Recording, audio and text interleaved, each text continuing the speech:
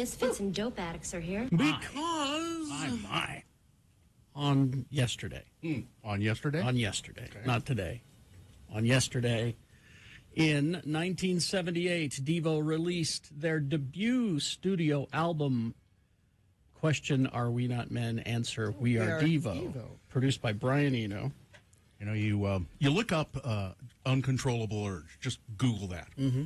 I don't know if I want to Google that. Well, maybe what comes up? Maybe that's Not not a a good good idea. Actually, the first thing that came up was Devo, the very first thing. But then there's article after article. Uncontrollable urges, compulsive sexual behavior. What's the number one uncontrollable urge? Let's see. Top trending uncontrollable urge. Compulsive sexual behavior. Well, it doesn't have to be that. You could have an uncontrollable urge to You eat asked. Oreos. You asked, and that's what this says. That's the number one uncontrollable urge. Oreos is not on this list. You know, anywhere that I can see, as a matter of fact. If you have these symptoms, like trouble establishing and maintaining healthy and stable relationships, you should see a doctor. It says, see a doctor. Now, you got with Carrie. Yes. Interesting. This Yes. cover versions of Uncontrollable Urge. Really? Okay. Dozens. And the one that just kind of pops up to me is a band called Those Darn Accordions. Those darn accordions. They'll get you every time. 1999, Those Darn Accordions, Uncontrollable Urge. There are band names here that have covered it that I can't say on the radio. There's a band called Melt Banana. Yeah, that one you could say. Yes. I am not finding.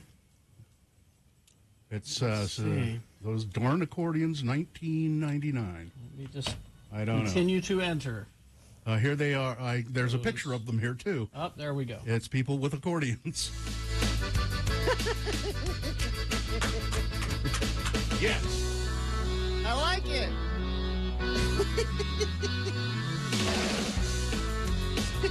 This is Big Lou, the accordion princess. Yes. Now, David Bowie referred to Devo as the band of the future. I don't think he'd refer to those darn accordions that way. No, necessarily. All right. Oh, they also do a version of Magic Carpet Ride. Big Lou, the accordion princess. This reminds me of the Weird Al movie that I need to watch. Well, there's one coming out, Yeah, with Daniel Radcliffe. Yeah. It's not out yet, is it? no, I don't think so. Not yet. Here is those darn accordions doing the Who, Baba O'Reilly. They cover the classics. They cover. It's got the back part. It Does works. it all. It works. Oh. Oh, I'm not done. They got Magic Let's- Carpet Ride. There we go. Let's get that.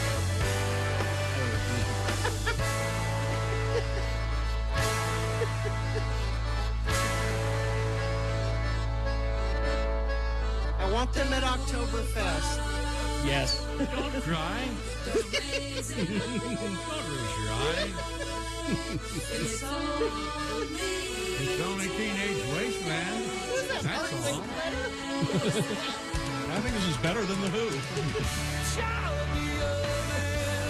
All right. Now let's see if Oh, my. let's see if you can name this one. I sit alone, waiting for suggestions. I feel so nervous, avoiding all the questions. My lips are dry, my heart is softly pounding. Don't you just know exactly what I'm thinking?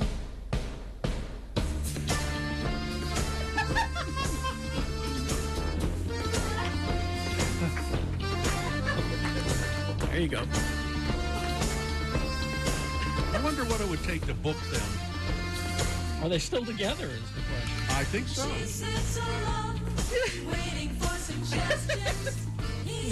There you go.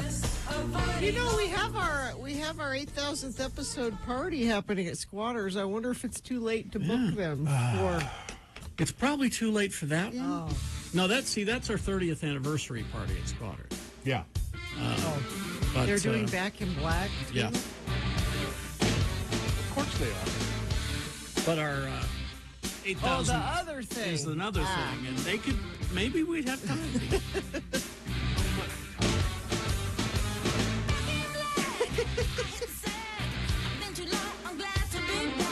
They're from San Francisco.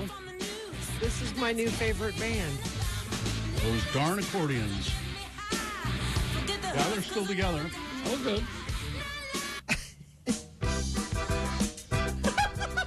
This is for you, Bill. This one's just for you. The accordion is a much maligned instrument. And it shouldn't be. No. Oh my You know, goodness. we don't need those darn accordions. No? We have David Evanoff, We do. who is an accordion. Oh, should we player have him supreme. accordion for us? I'm talking to him. Oh, yeah. okay. That's what I think. That's what he got started in music. Was his first instrument? was the accordion. Wow, he and he started- still loves it. He started out nerdy. Yeah. Oh, I'm so enjoying this. Paul Rogers, Suzanne Garamond, Lou Wallace, and Mike Messer. I want to know who the old guy is. Is it somebody's dad that comes in? Big Lou. I guess. Big Lou. Yeah. Now, I don't think it's just covers they do. Although this could be a cover and I don't know it, but it's a song called Them Hippies Was Right. I just had to. I don't know that. There's no accordion in that. Just wait. Give him a sec. Sometimes you want to. There you go.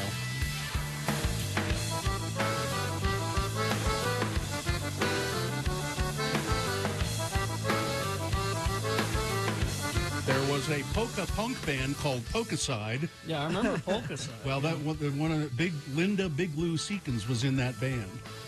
Oh, go off and form their own? Yeah. I was a real straight arrow. I always walked the straight and narrow. I had a thing for me, a pharaoh. I wrote a poem she did not care. Wait a second. Wait a second. What? Okay. This will be the last one because we're out of time. Okay. Now they've changed it slightly.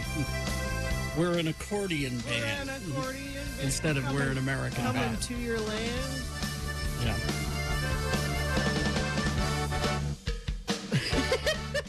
All They right. are fantastic. Who they do Stairway to Heaven. We'll save that for September. Yes. September. Last night, Little Rock put me in a haze. People went down to Georgia. They do that. He was doing his I'm all in. He stole the show, and that's a natural fact. Up all night with Marco the King. I gotta tell ya, focus his name. Polka is his thing. That's alright, as long as we can make it to the show tonight.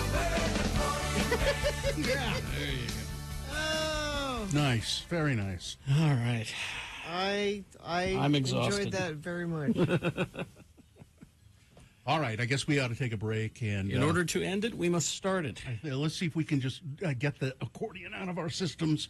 The squeeze box, as it were. Mm-hmm. And we'll do your check-ins at 877-602-9696. Call us. Check in with us. We'll give somebody who checks in a Radio from Hell book bag, if you like, or maybe a Radio from Hell coffee mug. Very popular at my remote on Friday. 877-602-9696 is the number. Call and check in with the Radio from Hell show. All right. Wendy's for breakfast. Wendy's new home-style French toast sticks. Better than your mom's. Yes. Carrie, are you sure you want to go there? That's where we're going. That's what's happening. Insulting mothers everywhere. They're at participating U.S. Wendy's during breakfast hours only, and we have to be honest. It's a bold claim. We have to be honest. We have a favorite kid, parents, right? Be honest. Yes. And Yes.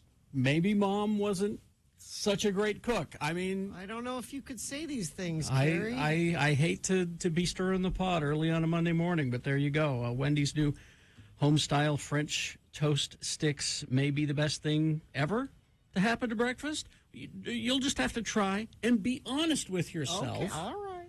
Don't go in there with there's no way they could, Go in and give it a try because, they're perfectly crispy on the outside, which was my mom's failing all the time. They were always soggy.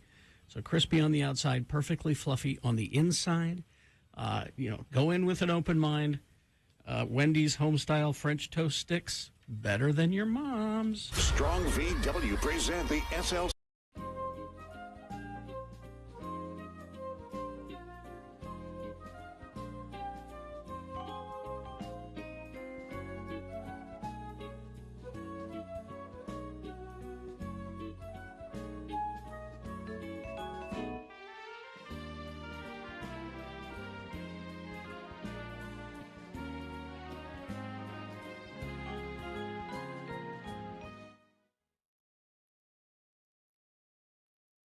Okay, the shop sells. It's called Celeb. How would you say that with all of those Celebrities. celebrities? Yeah, I drug you guys over here. You were just going to walk on by Celebrities Gallery featuring artwork by John Lennon, Miles Davis, Ronnie Wood, Tony Bennett, David Bowie, Picasso, and others. Picasso's best rock star of them all. By the way, it's featuring, what does it say? Artwork. It's featuring overpriced prints of artwork by. None of that's real? Well, it's real in the sense that it's, well, for instance, there are a bunch of John Lennon things in there, which Yoko Ono took the originals and had copies made of the originals and then put print numbers on them and selling them. Bitch. My point exactly. There was some. Found something for you in there. Well, yeah, there was some artwork by David Bowie in there, and it looked like a. Which Yoko Ono took and copied and put numbers. But again, it's mass. So it's not cool? But it was David okay. Bowie did a painting of Festus. I swear it was Festus. No. Well, I mean, he was all white and pale and alone. And alone. No, but so what if it's they only make so many of the prints, right? Or it's only cool if you can get the original. It's hard to say. There was a yeah. I mean, it really is hard to say. A lot of them say, it's number 475 out of a run of 1,000. But how many runs of 1,000 did they do? I mean, they may have stopped and then did another run. Yeah, that's how they can say a run of 1,000. I mean, it's okay stuff. I mean, I wouldn't buy it, but I mean, there was a really cool colored pencil John Belushi With in his there. shirt open and With his his gut hanging out. Shirt open. Yeah, that was a great thing, but it was easily $450. probably, yeah. And there was one thing in there I really liked. They had Hawaiian shirts, silk Hawaiian shirts. They were about $70-80 a shirt, but they were they're copies of shirts that celebrities have worn. Like there's one that shows a picture of Dustin Hoffman and John Lovitz standing together, and John Lovitz is wearing this Hawaiian shirt with pineapples on it, and you can buy that. You can buy that copy shirt. Of that shirt. Yeah. I want to buy Dustin Hoffman's shirt. I don't want to buy John Lovett's shirt. Either way, they'll both have little black curly hairs inside of them, okay? And then here's the question I had, is that there was a whole bunch of drawings of the Rolling Stones, and right in the middle there was this big one of Don Knotts, and I'm wondering why they decided to put Don Knotts in the middle. That was not Don Knotts. That was Todd of Todd and Aaron. No, it was. Jagger. Oh, is that who it was? Yeah. Oh. Sure looked like Don Knotts. Well, the older he gets, the closer they look. I mean, 1960s Don Knotts. Really? Yeah. By the way, Uncle Todd, I always thought you looked like Mick Jagger, not Don Knotts. That was the joke he was making. Yeah. Let's make Honest. it perfectly clear. Honest.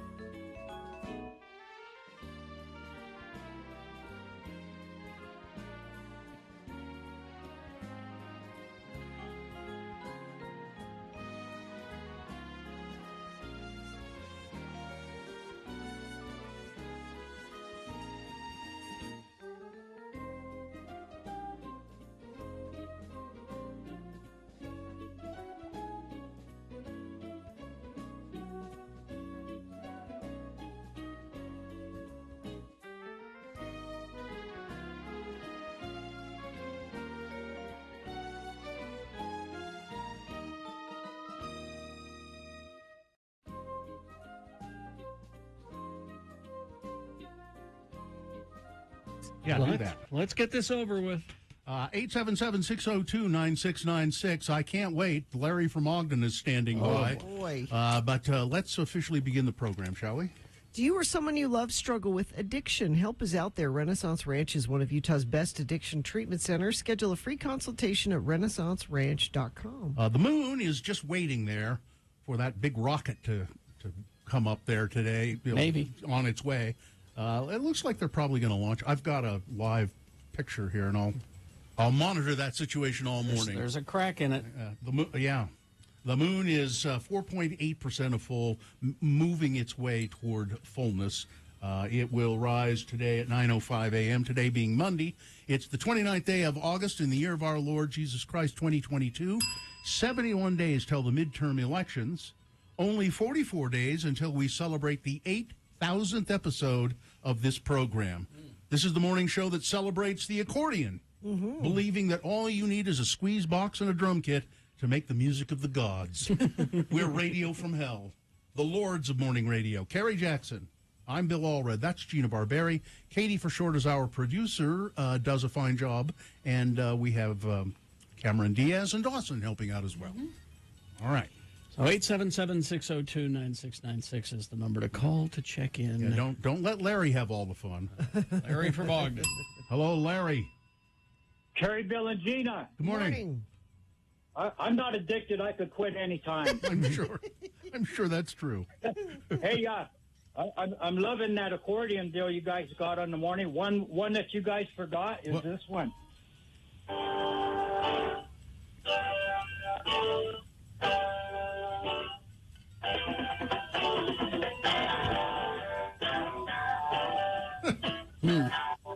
All right.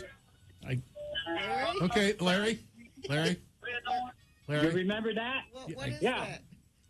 What is that, Larry? It's The Who. Yeah. The Who. Yeah, where did you get that? I got it on YouTube, just like you guys. Oh, okay. Larry, how's the pot business? Oh, it's smoking. Your crops. I love your show. I really like that accordion bit you guys got. Yeah. But I'm going to tell you, I'm going to give you guys another little thing there. Have you ever heard of Steven N. Seagulls? Steven Seagal? The actor? No. Oh. Steve N. Seagulls. No. No, who's that? They played covers of like AC/DC, November Rain, Carry On Wayward Son. Mm-hmm. Stephen M. Seagulls. They do covers, and they're pretty good. We'll look for them. Never heard of them, but yeah. All right, Larry, have a wonderful day. Have a wonderful week, folks. Thank you for having me. Sure. See you later. Larry. I'm just fine. Oh, good. Okay, good. He's fine. He's just fine. Nice job, Larry. He'll be back. Yes, he will. He's here all week. Yeah. Let's go to Jason. Hi, Jason. Good morning. Oh, you sound I'm tired, really Jason. happy for a Monday morning. Hey. What's up? Just driving to work. Okay. All righty. Thanks for Calling in checking to say hi, and wish I was still laying in my bed sleeping. I can hear that in your voice, Jason. I wish I was laying in your bed too. See you later. We'll see you later. It would be. It'd be a party, Thanks, Jason. Jason. It'd be a party. See you later. All right. Bill will be here all week, too. Hi, Ryan. Hey there. I called in to tell you guys I found out an interesting piece of information. Okay. An actor from the tippy top of the A-list, Mr. James Woods, was born in Vernal, Utah. True. I didn't know that. Oh, yeah. Yeah, neither did I. Oh. Utah's own James So Woods. we have to say Utah's own James? Might need to know that. Yeah. Oh, he's if he comes up in the news, which I think is statistically unlikely, Utah's own James Woods. Okay. He's such an ass. I know. He is such an ass. Well, we'll do it though. Well, that's good information to have, Ryan. I think you deserve a tote bag. Would you like a tote bag? I would love a tote bag. All right. Thank you. Hang on, thanks. Because we always like to keep track of we like to keep track of our own here. Coming up. Yes. When we do the Frank Chris, they're fine. They're just fine.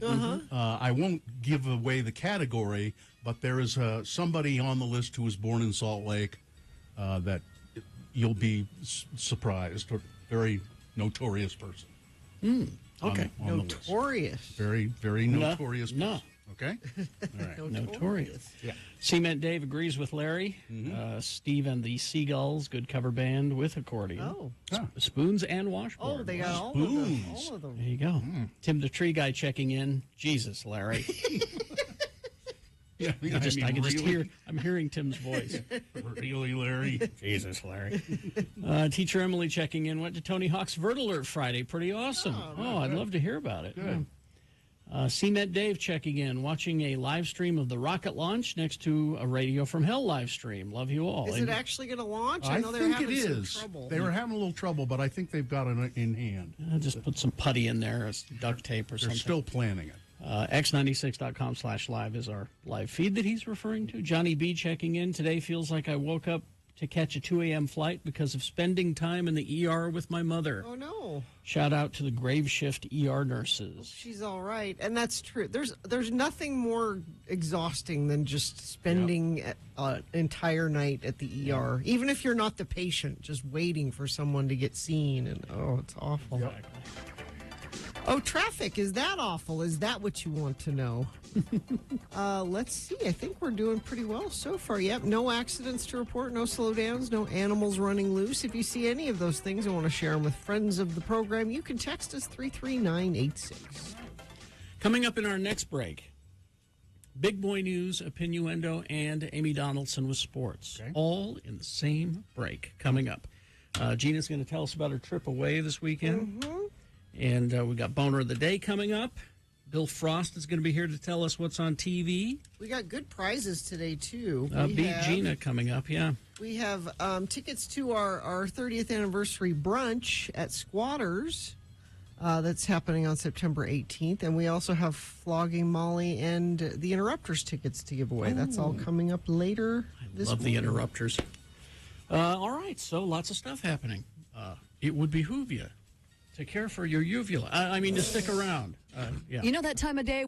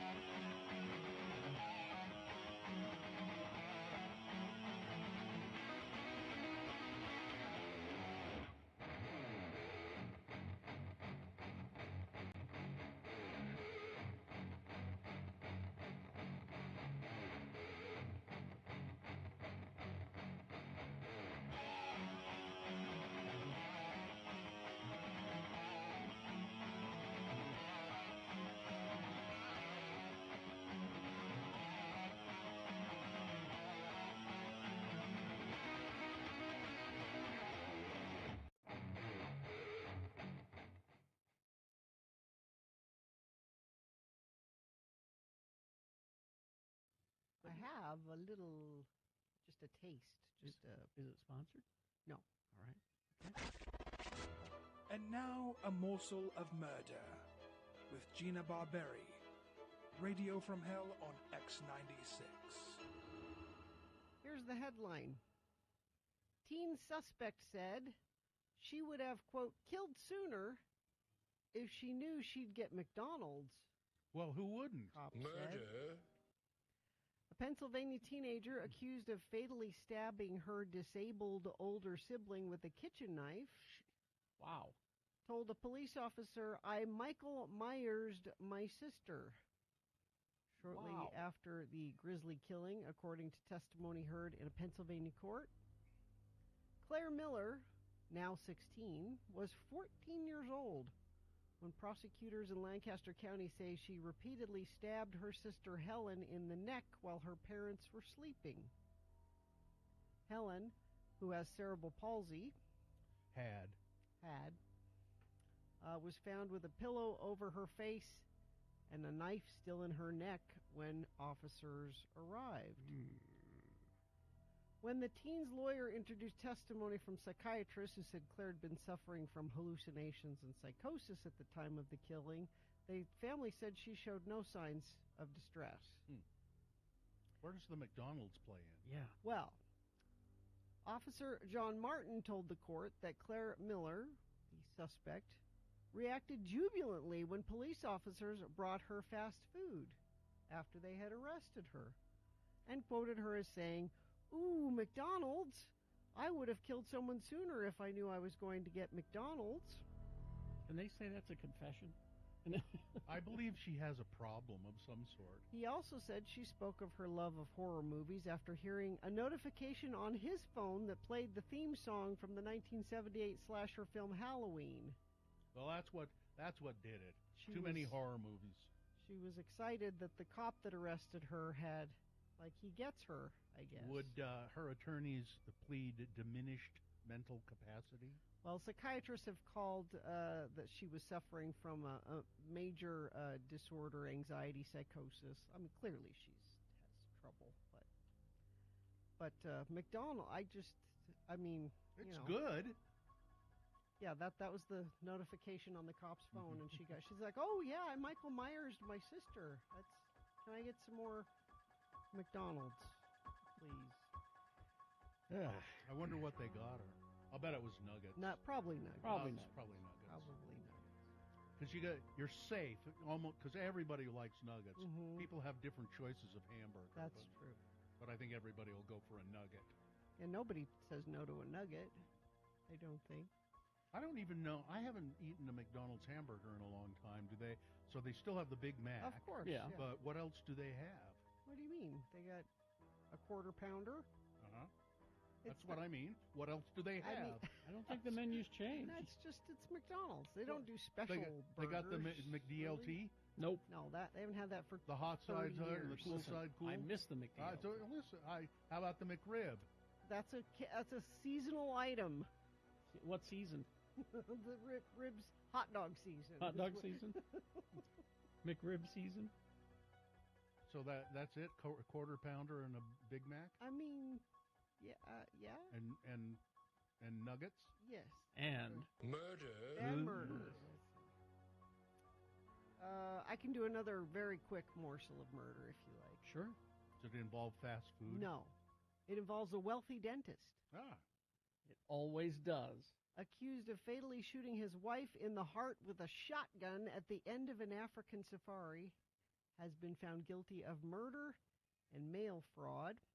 Murder. Larry Rudolph was charged in the death of his wife Bianca in Zambia, as well as mail fraud for cashing in a $4.8 million life insurance claim on what prosecutors describe as a premeditated crime. Now, Bill, you were just talking about life insurance. Yeah.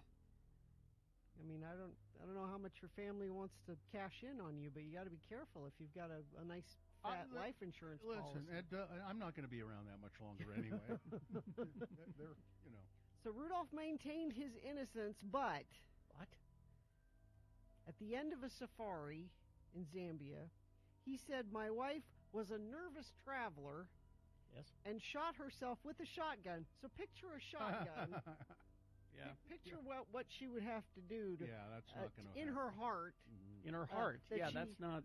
She shot herself No. while trying to pack in a hurry as they were preparing to No. return back to the United States. She was packing her shotgun. Yes. Uh-huh. And she shot herself in the heart. No. That didn't. I looked up the McDonald's menu. Uh-huh. They don't really have. It's a limited menu. They got crispy chicken sandwich. Those are good. I The like Big those. Mac, the quarter pounder with cheese, and the egg McMuffin, and it says a sausage burrito. But wait a minute, they still have the fish, don't they? Oh, of course. Fillet of fish. The fillet But of it's- fish? But it's not here. It's not on this. It's not on the menu? Not on this Should one. be. Oh. Fillet of fish. So yeah, that's kind of weird there. I always thought there were more things you could get. No, it's a very limited menu. I want a Big Mac now. You should get that for lunch. I haven't had a Big Mac in ages. I can eat like we went to the mall one time, remember? Mm-hmm. And they were They were having a sale. It was like 2 for $5. Or Well, it something was like that. they had a special. It was like a double Big Mac. Yeah. And I said I could eat 3 of them. Or Was this Dare food? Is that what you're kind of. talking about? So we went over to the Crossroads Mall, and I did in fact eat 3, and it was double Big Macs. Mhm. It was kind of this special weird thing with. So like It's like 4 patties. 4 all-beef patties. Yeah. Special sauce, And lettuce, cheese, I pickles, ate, onions. I ate 3 of them. On a sesame seed. Yeah. That was not a good thing to do. I felt bad You know, afterwards. you can just go there and have just a regular amount of food. Well, I want 2. I can eat. Big Macs are really, they go down easy. I haven't had one in ages. Me either. I really want one now. I haven't been. You're yeah. craving one, Yes, aren't you? I am. I always liked them. I just haven't had one in a long time.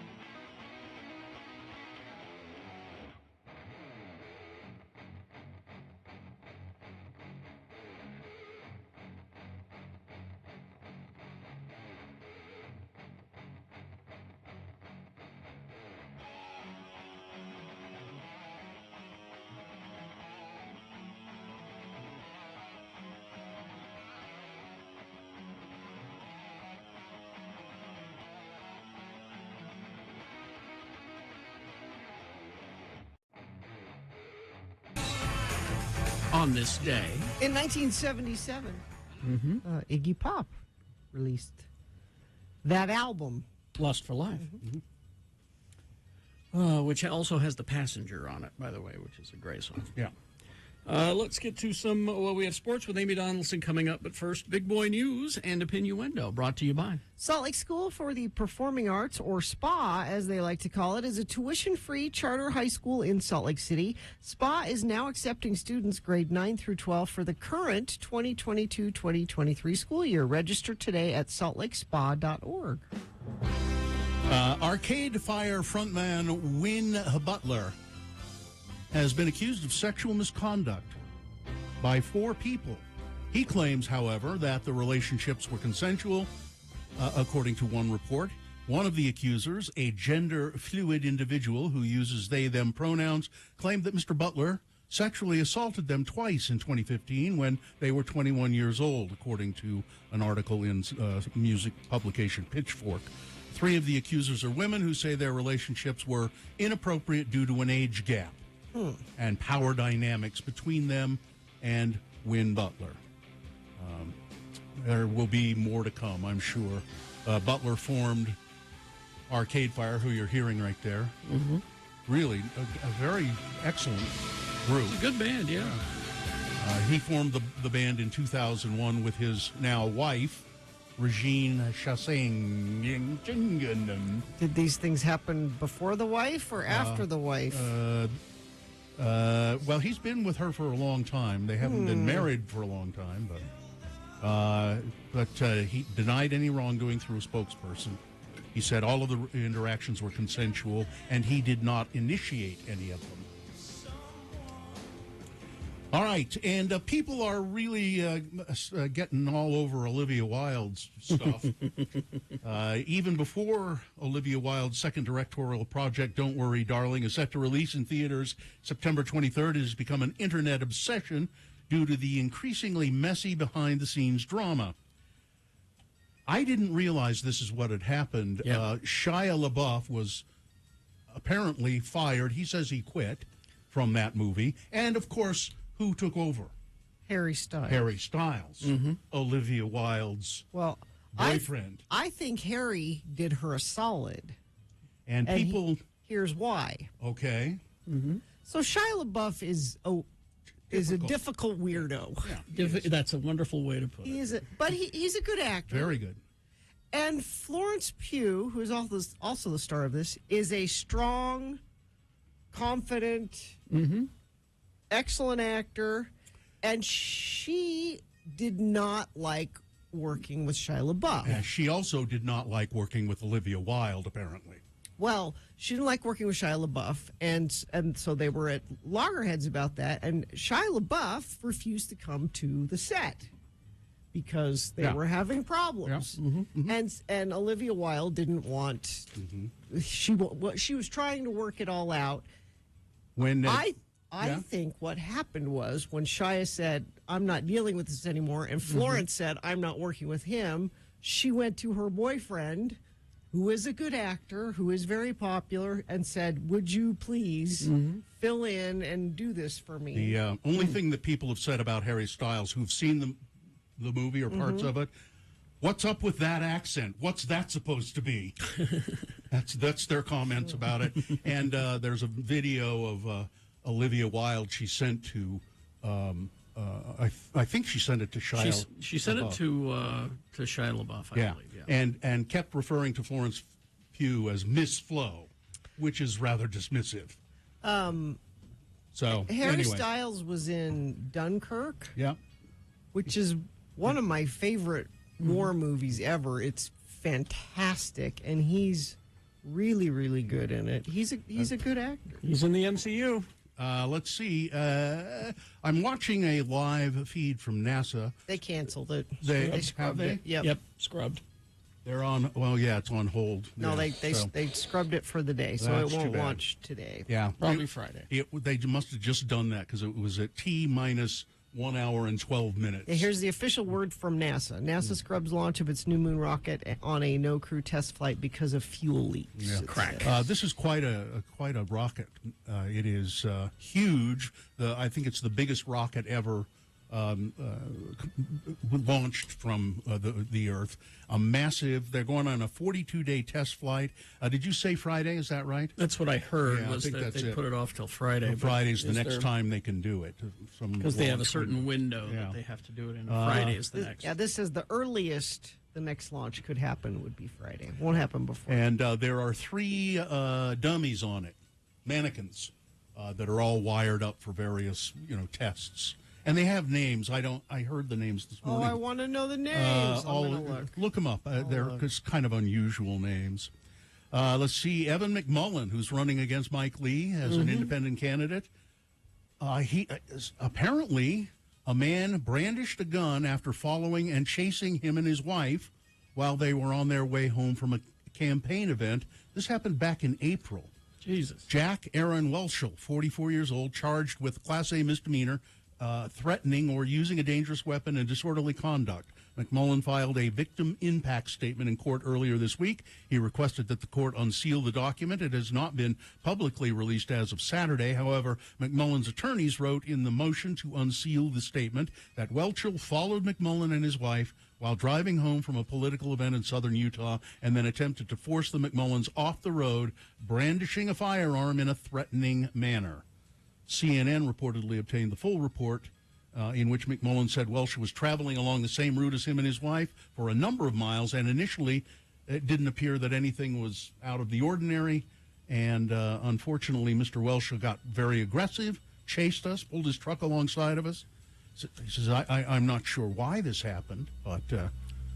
That just sounds like Republican politics to me. Yeah, I doesn't surprise me. What, just before you go on, Bill. So there was a naming contest for the one mannequin that's in the rocket. There are 3 on the rocket.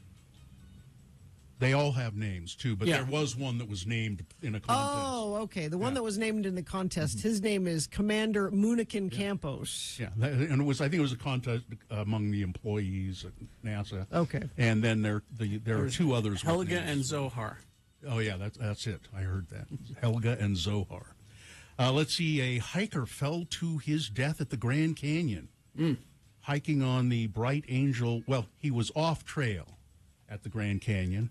Fell approximately 200 feet to his death on Friday afternoon. He was off trail when he accidentally fell from the rim west of the Bright Angel Point Trail, located on the north rim of the park. That's the part of the Grand Canyon that's in Utah. U.S. judge has indicated that he intends, or she, I think it is, it's her preliminary intent to grant former President Trump his request to appoint a special master to oversee a review of materials seized August 8th from his Florida home. U.S. District Judge Aileen Cannon, who was nominated by Trump in 2020, also directed the Justice Department to submit under seal more details specifying all property seized pursuant to the search warrant. Trump also demanded the Justice Department provide him a more detailed property receipt outlining items that the FBI seized from his Mar-a-Lago home during the search, and asked investigators to return any items outside the scope of the search warrant. I heard over the weekend somebody. So the theory, the best theory of all of this is Donald Trump he wants everything to be his. He just wants to have He's it. a He wants it. toddler. Yeah. And somebody said, he has only one of Shaquille O'Neal's shoes. He has one, and anytime anybody went into the Oval Office, he would show them the shoe. Look what I've got. It's and he's doing the same thing with, see all these CIA agents? Yes. You see, there's a list of, this is all CIA agents that are hidden all over the world. I'm important. I'm important, like me. Exactly. Let's see, we had the information last week that the worst state in the country for women's equality was Utah. What you want to know what the best state is for women's equality? Where are we moving? I wouldn't mind living here. I think these are ranked 1 through 10. Number 1, New Mexico. Oh, okay. Number 1 in workplace environment category. Nevada is number 2 in political empowerment category, followed by California, New York, Vermont, West Virginia, which was number 1 in education and health, Hawaii, Maine, Massachusetts, and Michigan. Utah, dead last in all categories. The worst states, other worst states are Alabama, Texas, Kansas, Colorado, Tennessee, South Carolina, Oklahoma, Idaho, Georgia. And Utah was last in the health and education category and other categories as well. We'll do nothing to fix this problem except hope that it gets better. Yeah. That's how we do things. That's the Utah way. Yeah. And finally, this, in honor of autumn 2022, the Hostess Company is welcoming back several popular classic fall-flavored treats. The pumpkin spice-flavored Twinkies, Hostess iced pumpkin-flavored cupcakes, Oh, that's better. and Hostess caramel crunch donuts. I'd try the donut. All available for a Amy price and of I are on $3.99. board with the I'll take the donuts. cupcake. I like the Twinkies myself. I'll take the Twinkies. So somebody get those for us, will you? Send somebody out. All right, that's it. Nobody's listening. Snap to it. Snap to it. Weather, traffic. Okay, so Summer, it is not done yet, apparently. It has more to do with us. I don't want That is so crazy. It's crazy. We could have 100-degree temps several times this week, it's possible. And no rain in sight. So sunny and hot, it looks like, all week long. When it gets that hot, it's too hot, even under my umbrellas, to go out on my back porch and read comic books, Yes. which was what I had planned this weekend. I'm sorry. And it, Ruined Carrie's patio time. Let's see. Traffic, we have a crash. Northbound I-15 approaching 5th South in downtown Salt Lake City. 2 center lanes are blocked as Highway Patrol has just arrived on the scene. Traffic is backing up to 13th South. We also have a stalled vehicle northbound I-15 7th South in Salt Lake. That's affecting the center lane of traffic there. And if you see something, you can text us 33986. Sports, Amy Donaldson. Brought to you by. For over 65 years, they've been part of your community. While the name's changing, commitment to you is not. Welcome to You First. YouFirstCU.com. Amy Donaldson Sports. Break. Hi, Amy Donaldson Sports. Hello, how are you? I'm fine, and you? I'm good. Amy Donaldson is here to talk about sports and probably talk about her podcast again. Yes, which she's so excited please, about. Please subscribe. What is it? Tell people what it is quickly. It's The Letter Podcast, theletterpodcast.com. It's going to be publishing on September 7th, but you can listen to a trailer or watch a video trailer right now. Okay. It's all right. A labor of love, and I hope everyone listens. I Googled it, and it came right up. There you go. Okay. Now sports. And you can subscribe everywhere. Yeah.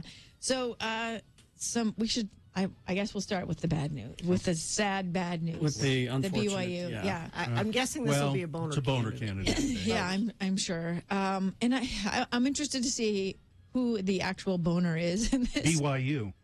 Okay, well, I think there are lots of people who could qualify. BYU and the coaching staff of the volleyball coaching staff. Well, and anyone who fans? listened. Yeah, I mean, I Listen, I've been in a lot of crowds and a lot of terrible things. My very first sporting event I covered for the Deseret News was a girls' two-way high school basketball tournament in Central Utah, at Richfield High, or Richfield at the SVC Center down there. And a guy was threatening the coach and screaming at players and threatening violence so much, I'm just nonstop, that I turned around and, as a former crime reporter, wrote down his physical description in case he made good on any of these threats. So listen, sports crowds are toxic. People think they buy a ticket, they get into an arena, And they they're become an entitled, animal. yeah. They get to do whatever they want. Yeah. So fans need to do better. But I was stunned that there would be police involved. Like, they asked police to stay at the edge of the crowd, and apparently they didn't hear anything after that. But that nobody came forward, or that they didn't stop the They game and should get have on the PA system and stopped the say, game. Yeah. hey, Yeah.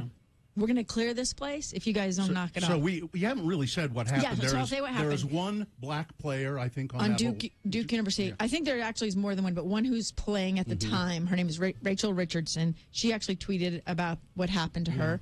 But every time she would serve the ball, someone yelled the N-word. Yeah. And they were also heckling in other ways as they were playing. Yeah. And so she reported it to her coaches, who I guess reported it to either administration or to BYU's coaches.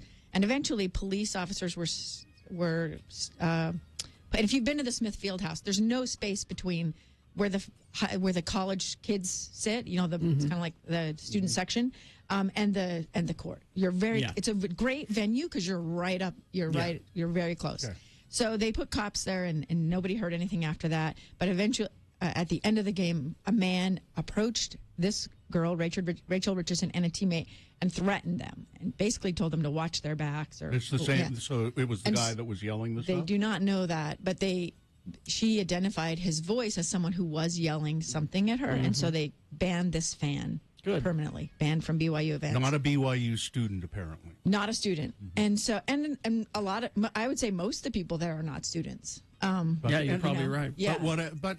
Regardless, Yeah. they should have stopped the game. The coaches from both squads, but particularly BYU, should have said, we're not playing if this is going to go on. Yeah, I would get on the PA system, and I've seen it at high school games where they said, we'll clear the gym if what is happening doesn't stop. Yeah. And so there's no reason at all that they couldn't have stopped the game and said, and I guess the other thing that I was not really disappointed is not the right word, but I think was unfortunate. Okay, this happens, but why would you not address the very specific and unique impact that racist language has on people? Yeah.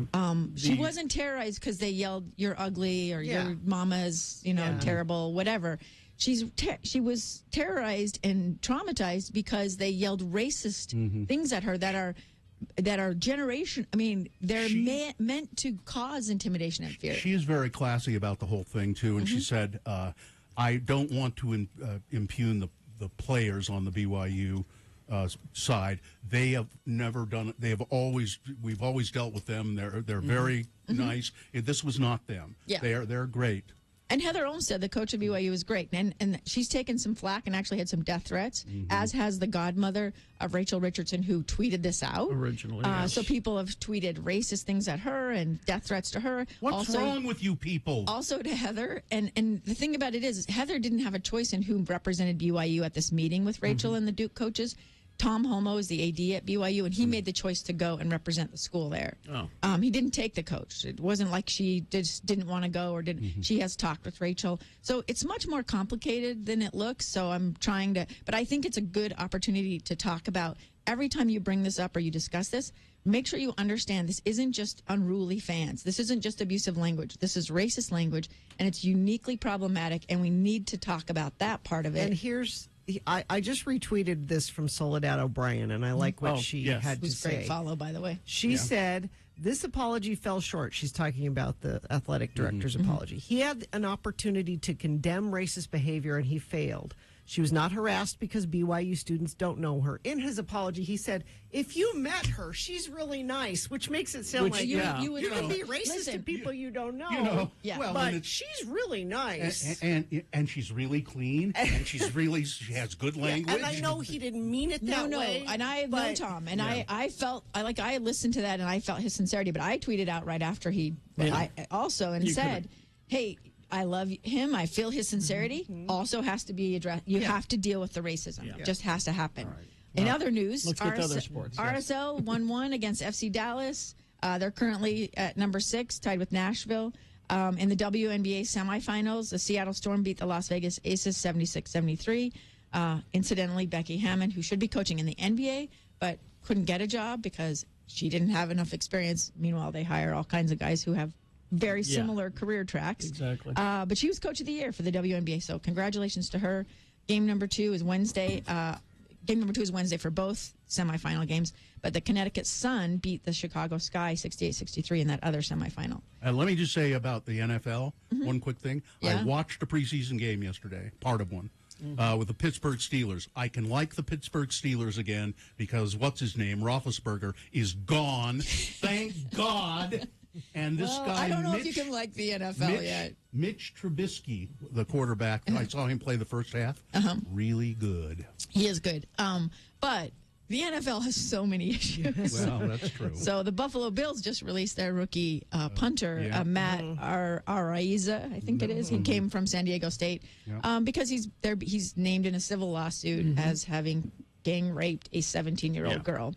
So and that's after that is when, and these allegations, this was reported right away. I'm not sure why law enforcement is not. There's witnesses. He should be in jail. He should be in jail. Or he should at least have to post bond, right? So I don't know. That NFL has many, many, many issues. But Rory McIlroy provided golf fans with a great moment this weekend. He rallied from a 6-shot deficit in the final round against the number 1 player in the world, and he won for first time anyone's won the FedEx Cup 3 times. And then he went on and gave, if you have a chance to look at it on YouTube or if it's on Twitter, a great sort of speech about how this Live League, that's backed by the Saudi government, how it is tearing the sport apart. And really what he's saying is what is tearing apart our politics as well. Money, foreign money, and just unabashed greed will destroy anything. And then also, Utah State, congratulations, 31-20 win against UConn on the road. Utah and BYU season starts this weekend. And you get to see Utah State take on number 1 Alabama if you want. Just that golfing. I have no respect for any of those players who went to that LIV. Yep. No respect.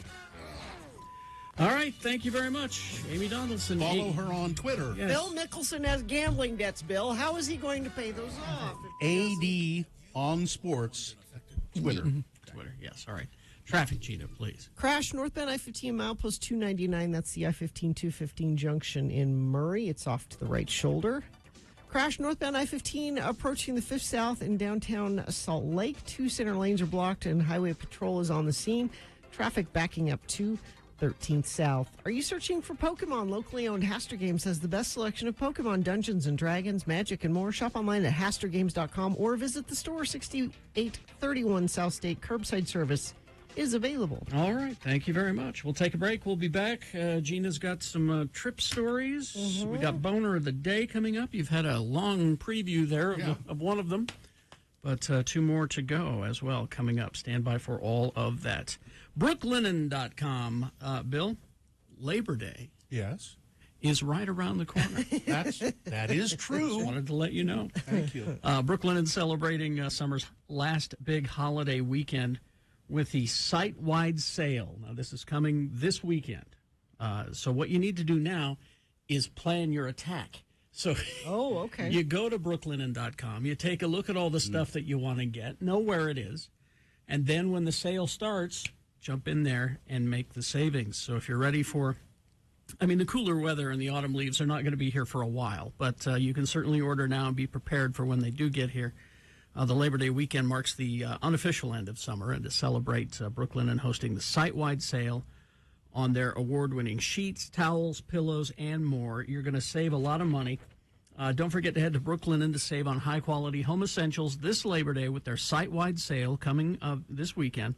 Now, if you can't wait for the sale, if you want to order right now, visit brooklinen.com. Use the promo code X96 for $20 off your purchases of $100. That's BROOKLINEN.com and the promo code X96.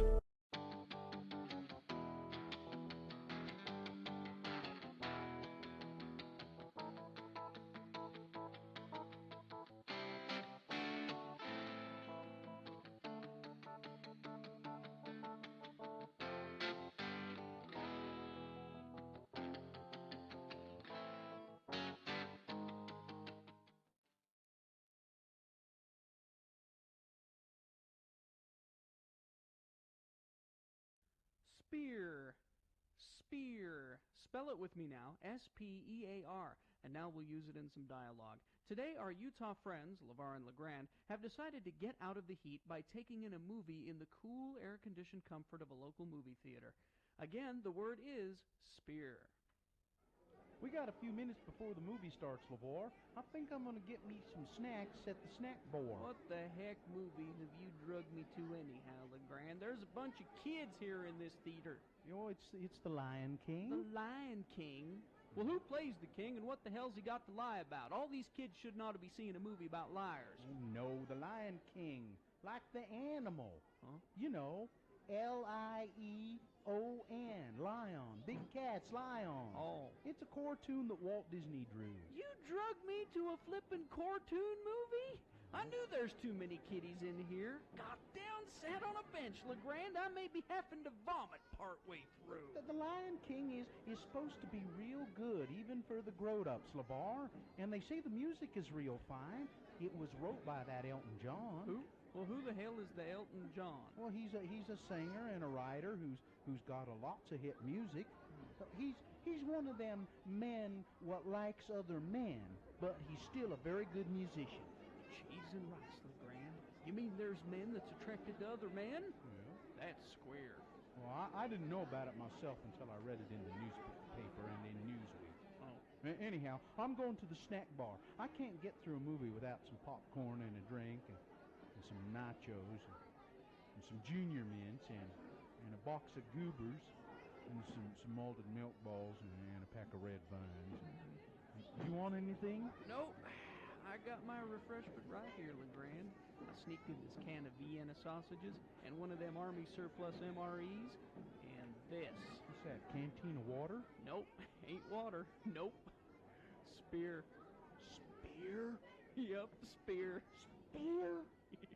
God almighty, LeVar!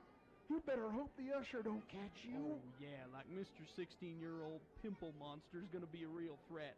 And I'm telling you, LeGrand, if I don't catch me a beer buzz, I'll never make it through this cartoon.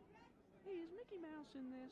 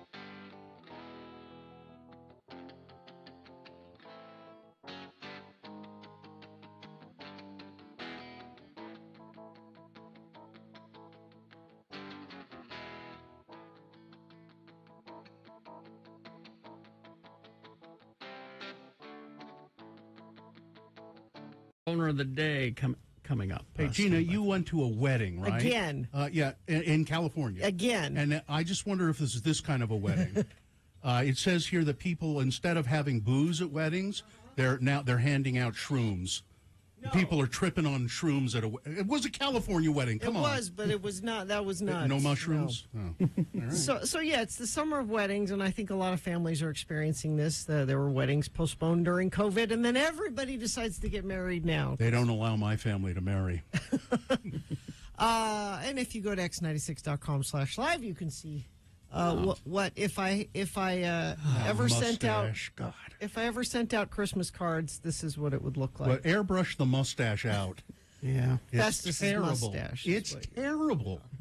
It's because He's looking a little bit like Hitler, I have to say. It's because that's the only facial hair you can have in the military, and so a lot of people, that's why they have it, because they can. That's why. Not a good reason. So remember, Friday, I left the show a little early. Yeah. Because I had a 10:45 plane to catch. And my family picked me up here from the station, and we headed straight to the airport, put the car at Park and Jet, and then we go into the counter to check our bags, and they start loading the bags onto the conveyor belt, and Joe, here's your ticket, and Gina, here's your ticket. There's other people standing here. I don't have tickets for the rest of these people. Why not? My husband never makes mistakes, ever. And except this time? Well, he was trying to use a companion ticket so it's a 2-for-1 you get. So he used that for me, and then he was booking a separate itinerary for the kids. And apparently went all the way through the process, picked their seats, everything, and just didn't press click that enter. last And that wasn't a mistake, huh? button. That wasn't a mistake. It was not a mistake. No, it was just, it was call it an oversight. So we're like, well, can we quick buy them tickets and get, well, no, this flight's full. Okay, when's the next one? Tomorrow. 9 o'clock tonight. Okay, good. And our bags are gone. Yeah. They've left. Yeah. Yes. They're on their way to Fresno. Right. So it's not even like we could have gone, well, let's go to a different airline. Who and see wants if to we go to can-" Fresno? Well, it's the place where the wedding was is it's difficult to get there. There's no really easy way to get there. So you fly into a big airport somewhere sort I'd of like close. to thank the bride and groom for that. So we're like, great. That's too much time to just hang out at the airport. It's our bliss, Carrie. But we don't want to go get the car on a Park and Jet and have to deal with all that again. So we Ubered home. Okay. Mohammed's like, can I go hit a bucket of balls? We have like all day now to wait. And we're only going to be there anyway for like 24 hours. The wedding Saturday, we're coming home Sunday morning. It's already stupid. A short trip. But so you get to Fresno, and I guess Fresno Airport is the closest place you fly into if you're interested in going to Yosemite and seeing the redwoods. Okay. And I know this because in the airport, there are giant redwood statues. Now they aren't actually so you redwoods, are they? No. So you don't have to. So you don't even have to go. No, that's you what. Just go to the airport. If you go to x96.com/live, you can see the Hudson News is right on the other side of the giant redwood convenient. statue. That as a matter of fact, I've been to Yosemite. There's a Hudson News in the redwood forest. Right there. Yeah. And the clothes people choose to wear for air travel. Oh yeah. Nobody just happens into what they're wearing. You're either choosing something comfortable, choosing something fashionable. I'm going to be seen at the airport. Or if you're your husband, a jacket. or you're making a political statement. It's one of those things. How really? Yes. Do a lot of people make political statements on the plane? With Trump T-shirts and gun hats, Dozens of them. Yes. What? And it's on It's on purpose. That's Well, of not course just it what is. was in a pile on their floor. They said, "I'm going to the airport. No. What should I wear? Do I want to be comfortable or do I want to?" I'm wondering why they allow them aboard the plane. I don't know. Yeah, there was a guy at the airport yesterday, and he had a hat that said, "No gun control" on it. That's just what it said across the top. Comforting. All right. I hope we looked at his luggage extra close. So then, so the wedding was beautiful. It was on a bluff. No shrooms. No shrooms. It was on a bluff up on Oceanside. And if you go to x96.com/live, you can see a picture of where the wedding ceremony was. This is my niece, Kate, and her now husband, Sean. And the woman performing the ceremony. What? A woman? Well, she is Sean's aunt. Oh. And she's a former soap opera actress turned pastor. Name? I don't remember her name. Which soap opera? I don't. I need to. These are important. But what I'm telling you is, if you're getting married, have a former soap opera actress turned pastor do your ceremony, because she was fantastic. How, you know how usually it's these two have come together. Marriage. How often do you see this cousin? No, it's. How often do you see the people you went to see, who got married? Well, that's my niece. She lives here. I see her all the time. Oh, she lives here. Yeah. Oh, okay. The pastor was the cousin of the man she married. Right. I had never met her before. And are they going to live here? Yeah.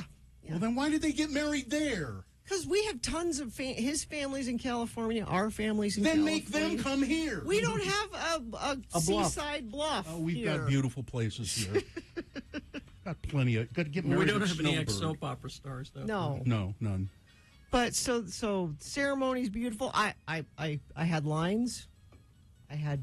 You had to say. I had to read. There was a script. I had to read Corinthians number 7. It was. Okay, which was what? Or it was Colossians number 7. What? Which is what? Basically.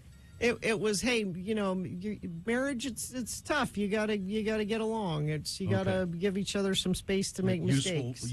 Useful Bible advice. Throw a verily in there, and you get the point. Yeah. But so there's the wedding, and then the reception, and then there's the after party at the bar that all the kids go to. Mm-hmm. I went to bed. Festus went to the after party. Mm-hmm. Now we're staying at a bed and breakfast, not a hotel. Okay. So there's not like someone at the desk all night long. They give you a Right. key, like an actual old-timey metal key to get into your room. Yeah. But Festus was sharing a room with Muhammad. Mm-hmm. So I said, well, I'm going to send Muhammad to bed. Just knock on the door and he'll let you in when you get back. Mm-hmm. Well, little did he know that the bed and breakfast locks up entirely. Like at 9 o'clock or 10 o'clock or whatever. So he didn't have a key to even get into the building. He called me. I didn't hear. He called all these people. No, everyone was asleep when he. It's a 3-story building with a deck on top. Mm-hmm. He climbed up the trellis of the 3-story building to get to the deck, hoping that the door would be open, and it was. And I'm like, well, we need to tell them that so they know people can break into the building that way. He broke into the building to get back to his room. Is that what they're teaching him in the Navy? Yeah, well, that's what I was going to say. It's a skill, that's scaling things. He's got a career as a second-story man ahead of him. But I think this was the last wedding in California. The next one will be Katie's wedding, and is that in California? No, it's Oh, here. So good, because I wouldn't go if it's in California. I can sleep in my own bed. I'm not allowed in California. You're not allowed. No, these days I am banned from California. It's for the better. Yeah, well, yes. I mean, for California. Yeah, let's see what's happening. Traffic. Crash northbound I-15 milepost 299. That is off to the right shoulder. Let me see if anybody sent anything in via text. No, but if you see something, you can text us 33986. All right. Boner's coming up. Here are the candidates you'll be voting for. Number 1, well, I didn't want to disturb her sleep.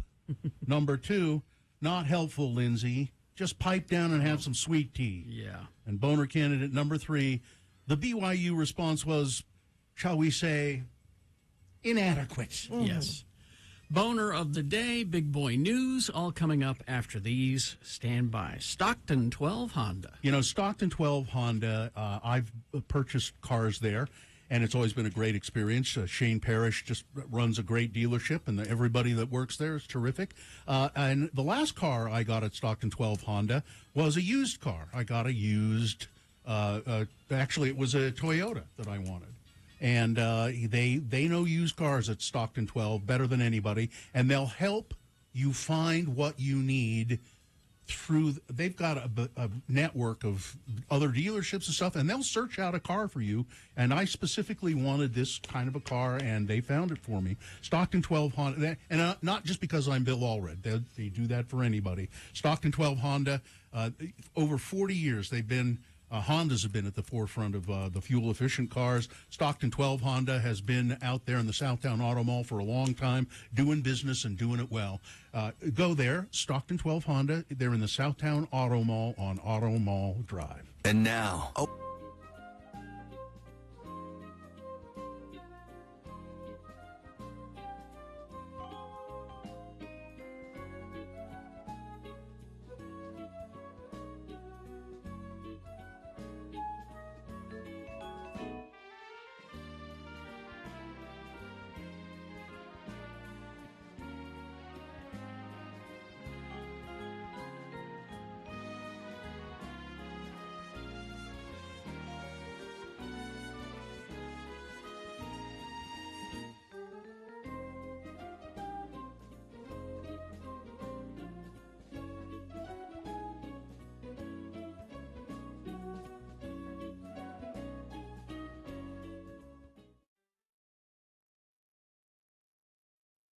You know, people love lists. They do. And I saw a really good list today.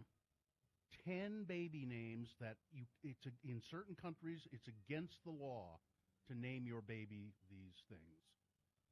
Give your baby these names. I mean, I don't know if you want to do a dueling list. I don't know. Because I have a list, too. Well, I could save my what, list. what is your list? It's astounding child support payments of the stars. So it'll just be amounts of money that... That sounds... I'd like to see that list, but with our limited amount of time, Okay, I can think save that, this. I think that Bill's list is the way to go. It's Radio from Hell with another list, because people love a good list. X96. Says here, every new parent remains excited about naming their kids, and sometimes they tend to get a little carried away trying to keep unique names for their sons and daughters. In countries across the world, several names are actually banned. Here is a list of the 10 bizarre names which are banned in several nations, and we'll tell you why they're banned. This one's obvious. Okay. In Germany, Malaysia, New Zealand, Mexico, you cannot name your child Adolf Hitler. You Why would you want that? People, particularly in Malaysia, for some reason, Adolf Hitler is there. Like there are Hitler stores. Really? They like the Hitler I in didn't Malaysia? know There was that. a restaurant named Hitler. I did not know that. This one, Amir. It may be quite a popular name in India, especially among Muslims, but Amir is banned in Saudi Arabia, Really? as that would mean one is related to the royalty. Amir. Oh, yeah. And you can't, Okay. Okay. unless you're really related to the royalty, you can't name your Can't child be that. named Amir. All right. IKEA. You can't name your child IKEA in Japan. In Japan. Yes. There's a company named, so the name is on the banned list. It's already taken, they say. It's on the... So any company you can't name, not or just IKEA? It just says IKEA here. We pronounce it IKEA. Is that okay? IKEA. This name is a big no in the United Kingdom. You may not name your child Cyanide. Now, and I'm assuming that these people have tried to name their kids these things. Now, this one is banned in New Zealand. You can't name your child legally. You cannot name your child Anal. It's a null. Yeah. Or a null. You can't. It's pronounced a null. You can't do it. In Japan, you can't name your child Anuma because that means devil. And you can't name your child for the devil in Japan. A name banned in Switzerland, Judas. Judas. Probably a good idea. They are trying to discourage people from giving their kids religious names of any kind. Oh, really? Because it would cause kids harm, they say. Now, Sarah. There is a difference of one H in Sarah, S-A-R-A-H or S-A-R-A, but that's all that matters in Morocco. Really? Sarah with an H is too Hebrew. You can't. And it's not allowed. Wow. But the Arabic version, Sarah, S-A-R-A, that's okay. You can name your child that. Here, this is apparently really somebody named their child this or tried to.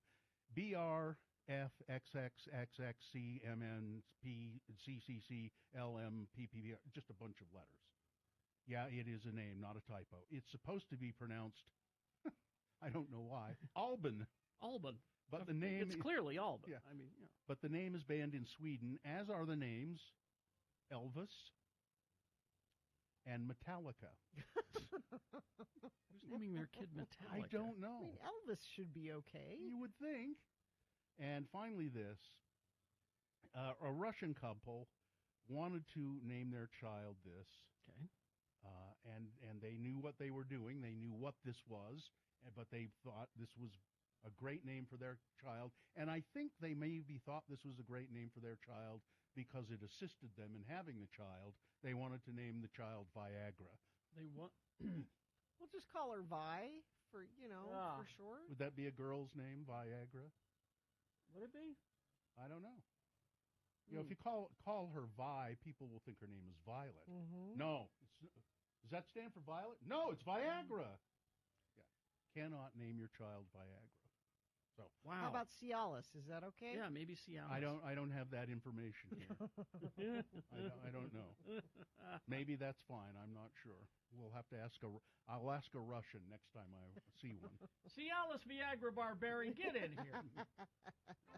We hope you'd enjoyed another list with Radio from Hell on X96.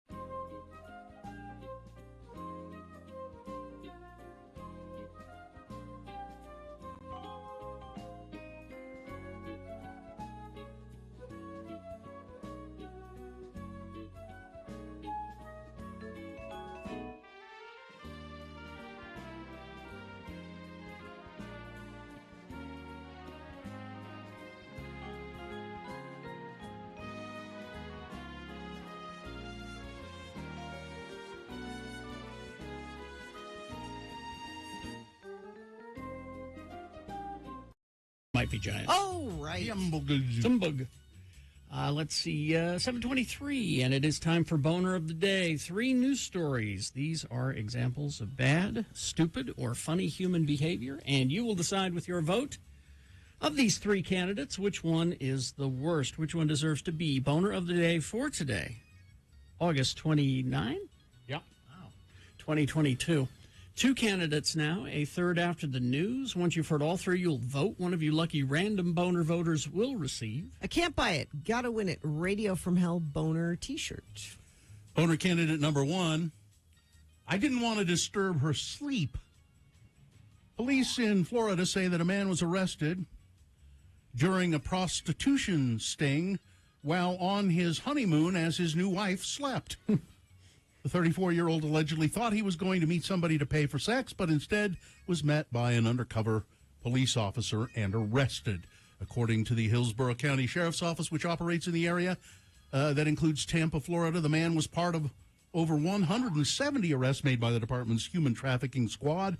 Sheriff Chad Chronister said most of those apprehended in the sting faced charges related to solicitation of prostitution. But, this guy, he was on his honeymoon, and his wife, his new bride was asleep, and he didn't want to disturb her sleep, so off he went. Boner candidate number one. Here's Boner. He had urges. That's all. There's Boner candidate number two.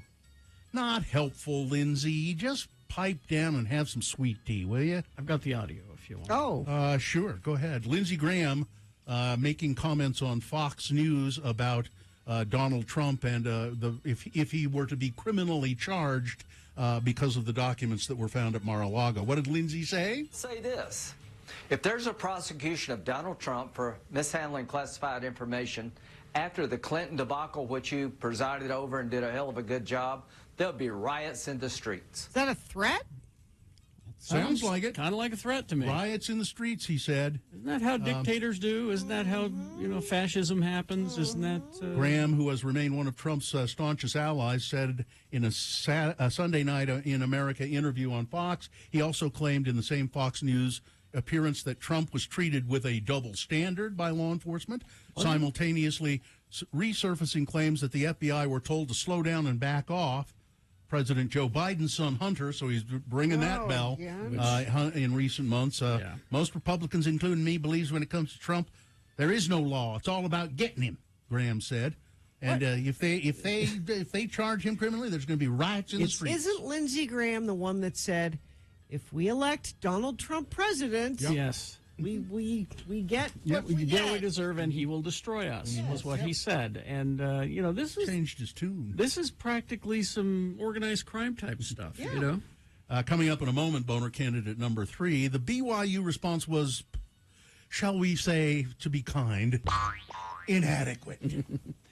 All right, we got Boner candidate number three coming up after this. Big Boy News and Opinioendo, brought to you by... The Liberty Farmers Market is open Thursdays from 4 till dusk at Liberty Park, featuring locally sourced produce, meat, eggs, baked goods, packaged foods, and unique specialty items. Learn more at slcfarmersmarket.org. I had the story last week, and I didn't mention it. It seems like you can't find a celebrity anymore who hasn't had some charged sexual misconduct. Tom Hanks. It has never happened to Tom Hanks. Yet. Keanu Reeves. It has never happened to Keanu Reeves. It's George Foreman now. Former heavyweight boxing champion George Foreman been accused of sexually abusing two women when they were minors back in the 1970s. One of the women is described as the daughter of an advisor and manager to Foreman, while the second woman is the daughter of a boxer who trained with Foreman. They want a jury trial. They want damages. And George Foreman said, didn't happen. Not true. We'll see. I'm going to do a couple of sports stories here, Gina, but they're not really sports stories. But that's her specialty, though. There's plenty of other news. The Mets have retired Willie Mays' number in a surprise ceremony. Now, Willie Mays played most of his career with the New York/San Francisco Giants, but he finished and they retired his number a long time ago. But he finished his career with the Mets, and they said we would like to honor Willie Mays and retire number 24, the number he wore when he was playing with the Mets. I think it's a nice thing to do. I was surprised when I found Willie Mays is still alive. One of the great baseball players of all time who died young, unfortunately, Roberto Clemente. As I recall, he died in a plane crash. Yes. He was on his way to Nicaragua, I think it was, with a humanitarian aid after a hurricane there.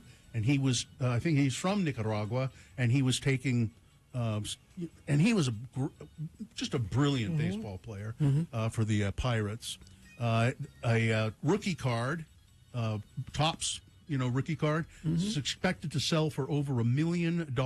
Wow. And Mickey Mantle, that drunk racist who was also a great baseball player, his card just sold, his baseball card just sold $12.6 million.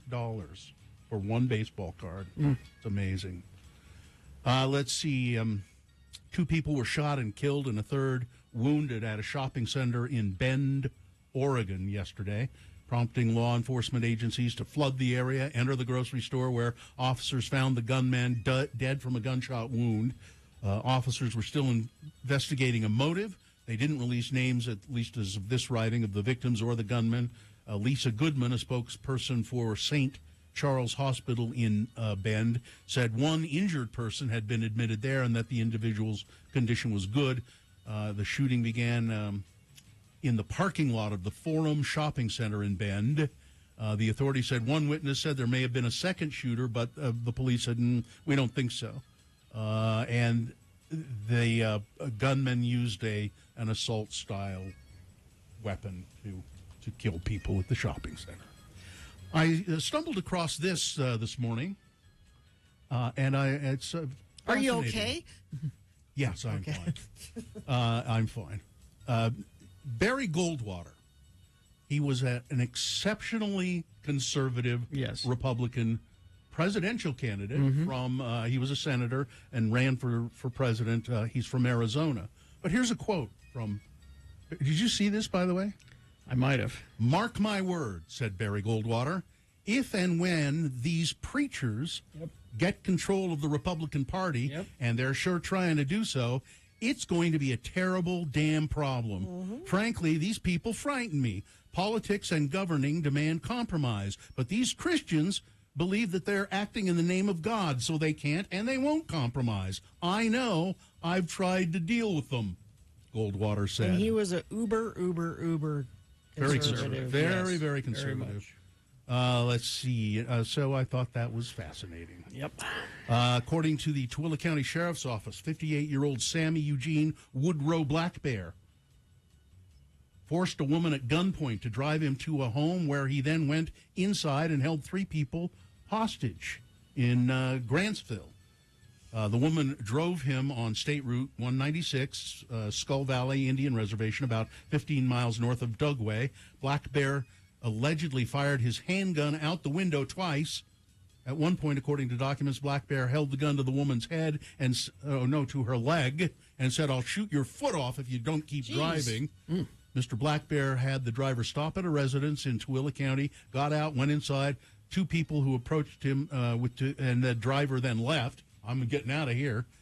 Black Bear then told the 3 residents at the home to lock the doors once he was inside, and he held the gun and placed his finger on the trigger multiple times.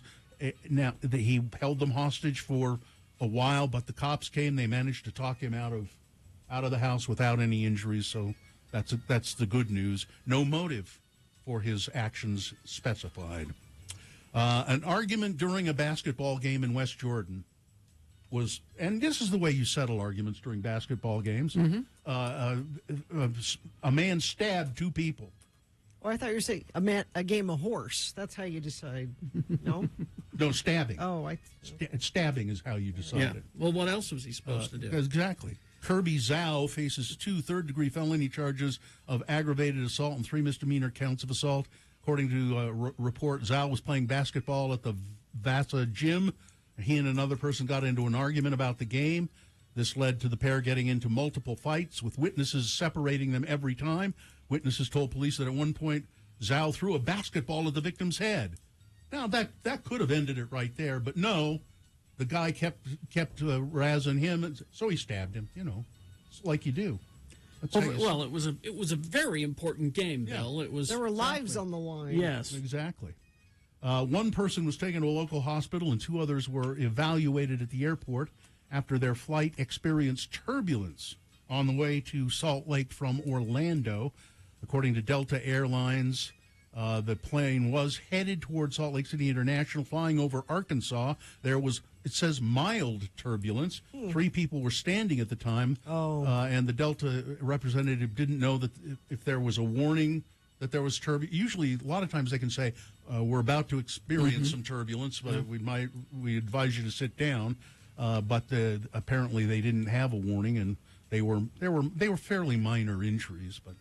And then finally this. Remember that slide in Michigan last week? Yeah. The Belle Isle Park The poorly designed slide. Yeah, it's a giant slide, huge. It's one of those kind where you sit in a bag, a sack, and slide down. Well, it had these bumps on it, and it was launching kids into the air. It was. Fortunately, no one was seriously injured. It was hilarious to see, and actually, some of the kids seemed to enjoy that experience. But they would have loved it. They have fixed it. The Michigan Department of Natural Resources said they made some small adjustments to smooth and slow down the ride. Friday, there was nonstop action with a steady stream of riders, some people going down several times, while others this is a huge slide. I don't know if it's the biggest in the world, but it's damn big. Some people apparently got to the top and went, nope, Never mind. Went back down. They looked at the slide and said, no, I'm not doing that. 10-year-old Robert Gannon said, I'd rather check myself before I wreck myself. I'm not going down. That's always good advice. He said, yeah, you should chickadee check yourself before you wreck yourself. Yeah. So that's it. Anyway. Weather, traffic. Okay, so it's summer still all week with no rain. Could have highs upper 90s, even could get to 100. But and that's just crazy. Mm-hmm. That's what I hear anyway. From the news authority says that's crazy. No chance. I think you're crazy. Yeah, so no rain, no nothing else. Just that for the rest of the week. Traffic, we have construction on northbound State Street near I-215 in Murray has the road down to one lane. Expect delays in that area. Crash I-15 northbound at the connector ramp from I-215 in Murray. Traffic backed up past 72nd South in Midvale. And there was an earlier crash northbound I-15 approaching 5th South in downtown Salt Lake that was affecting the center lanes of traffic. That was about an hour ago. I'm not sure if that's cleared up or not yet. Maybe you can tell me by texting us at 33986. Gracie's is open daily for lunch and dinner, brunch on Fridays, Saturdays, and Sundays. Enjoy food, drinks, live music on their award-winning patio. Gracie's at the corner of 3rd Southwest Temple. Adults only. Here's boner candidate number 3. Nice. The BYU response was, shall we say, inadequate. Rachel Richardson, Duke University volleyball player, was repeatedly called a racial slur at BYU's Smith Fieldhouse on Friday. She said BYU failed in its response to this situation. In Richardson's first public comment since the match between BYU and Duke on Friday in Provo, the sophomore player said in a statement that BYU did not create a safe environment for the players. Also, she said BYU's immediate response following the game was inadequate. Quote, both officials and BYU's coaching staff were made aware of the incident during the game, but failed to take necessary steps to stop the unacceptable behavior and create a safe environment, she wrote. As a result, my teammates and I had to struggle just to get through the rest of the game. They also failed to adequately address the situation immediately following the game when it was brought to their attention. Again, during the match, a fan sitting in the BYU section repeatedly yelled the N-word at Ms. Richardson every time she served the ball. Richardson noted the racial slurs escalated throughout the match, and some comments grew into threats, which caused me to feel unsafe. Why was this allowed to continue? I have no idea. At all. I have no idea. There's failures all around here. Why wasn't the fan removed, she said. Yeah. Yes. After a notification was made to officials and the coaching staff, it was made aware, which they did. The Duke player said, this is going on. They didn't do anything about it. Also, why didn't somebody in the crowd say something? Or stop him or say something to him. There are people that know who this person is. There are people that are sitting near this person. Her father says, Marvin Richardson, her father said, I've attended university basketball games at Duke, and when something gets out of hand, Coach K picks up the microphone and says, hey, knock it off. Why didn't that happen here, he wants to know. That's what I think all of us would like to know. And the apology was weak. Yep. All of it was inadequate. It was the athletic director said, well, I talked to her. She's really nice. You would like her. And I think, does that mean if you like somebody, you don't call them a racist name? But it's only if you don't meet them. Sure. Yeah. If you had known her, you never would have called her. No, nobody. Call nobody the racist name. Now, she said of Tom Holmoe, the athletic director, Rachel Richardson said, when I met with him, he was very respectful and very genuine. I'm sure he was. In our conversation. So, anyway, the whole thing is just, inadequate is a nice way to put it. It's effed is what it is. Yeah. Boner candidate number 3, the BYU response was inadequate. All right, let's review the first two and vote. Number 1, I didn't want to disturb her sleep. Urges, It's a man arrested during prostitution sting he had sneaked away from his sleeping wife on their honeymoon. Boner candidate number 2, not helpful, Lindsay. Just pipe down and have some sweet tea. Senator Lindsey Graham, saying that if Donald Trump gets indicted, there's going to be riots in the streets. And Boner candidate number 3, the BYU response was inadequate. Here we go. You've got to decide of these 3 candidates, which one is the worst? Which one deserves to be Boner of the Day for today, August 29, 2022? You have to decide 1, 2, or 3. Remember your candidate number, the one that you think should win. Put that single digit in the message of a text, and then text that to 33986. That's the easiest way to vote. You can also call Katie in the producer's booth. She'll take your live voice vote at 877-602-9696. Or you can go online. That's also easy. Look for the box at x96.com. The box will say Boner of the Day, August 29, 2022. You can click on that and vote. And if you don't see that box, refresh your internet browser. It'll appear. Click and vote. Easy to do. But you better get moving because you only have 3 minutes to do it. So let's go. This is Boner of the Day. Hey, I'm Marcy, and I have a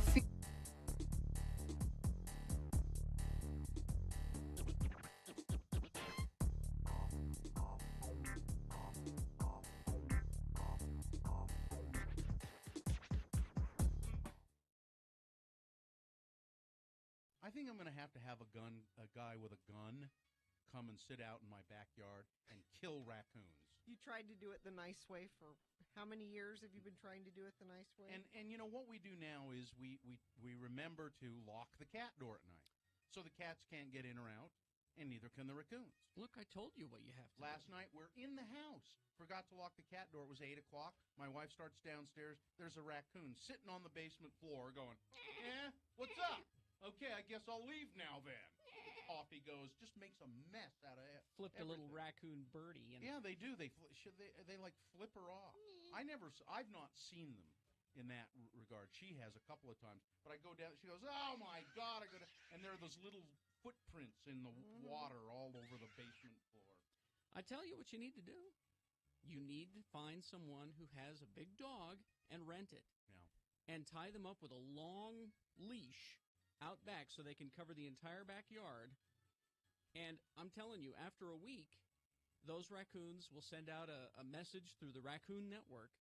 This place is no longer safe, and we can't come here. I'd rent you Sadie Girl, but I don't think she'd help. No, you need a real dog.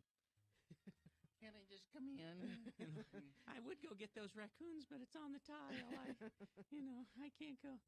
There's tile in the basement. It's just a pain to have to remember to lock the damn cat door at night. I'm telling you, you borrow a good dog for a week. Work. And they'll do it.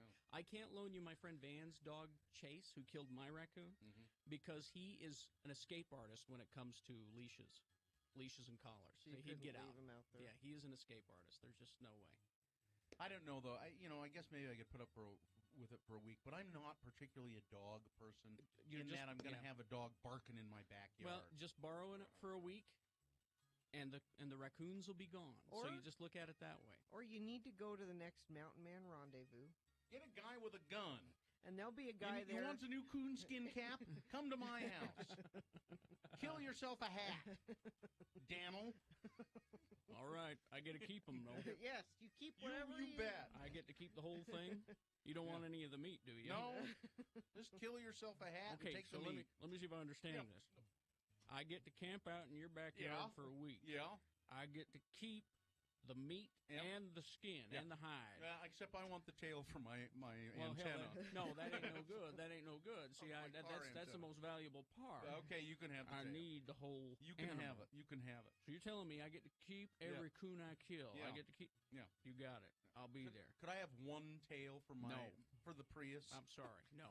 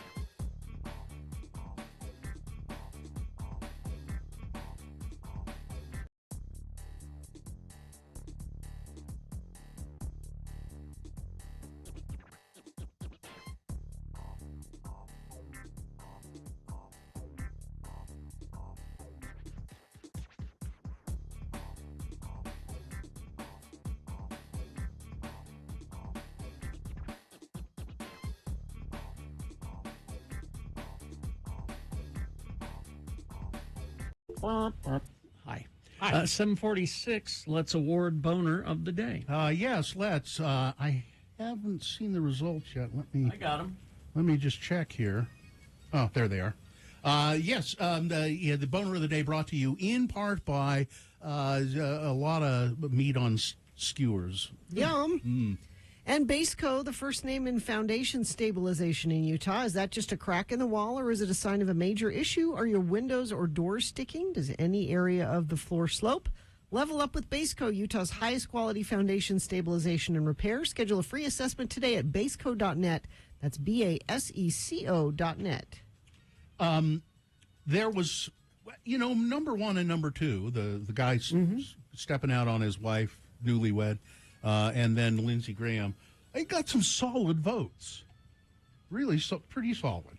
But it couldn't possibly beat number three with 218 votes. The BYU response was, shall we say, inadequate. Yeah. Everybody heard about that this weekend and all felt the same. Yep. I didn't hear about it until this morning. I normally just don't check news at all on the weekend. I don't know I'm too how you tired do of it. that. I'm tired of it. I don't look at social. There's this thing called social media. I don't look at Yeah, it. but you have the benefit of me paying attention to it. I don't consider that a benefit at all. Because I send you stuff because I know you don't pay attention to when it, you- and yes, I send you stuff and I- because I'm like, Bill's probably going to miss this Yeah. because I know he doesn't look at I it on thank the you. weekend. I thank you for doing that. I got this on Friday or Saturday, I think. I was pretty excited. It looks pretty official. Yeah, it's a yellow envelope, and it says "Do not destroy." Questionnaire enclosed. Ooh. 2022 Biden Agenda Survey. Biden Agenda Survey. Oh, before I go there, let me just say this too. There's something floating around that says that Joe Biden married his wife, his current Jill? wife, Jill, when she was a babysitter for the family. She was a babysitter for the Biden family, and he started dating her before his wife died, and then when she died. Not and there's a true. picture of her, young Jill Biden, sitting on young Joe Biden's lap. It's not true. It's not true at all. The photograph is genuine, however. It does show Jill Biden sitting on his lap, but she's not 15 in the photo. She is 24, and Joe is 33, I think. And they got married 3 years after his wife's death. Yeah. So that's all BS, and that's floating around. I did happen to see that on social media yesterday, and that's why I hate looking at it. It just pissed me off so bad. And so I was anxious and excited to fill out this questionnaire. Okay. It's to the Allred household, registered to Mr. Ralph William That's Allred. you. That's me. Head of household. It's got a tracking number on it and a barcode and all that, and it shows me how to fill this out.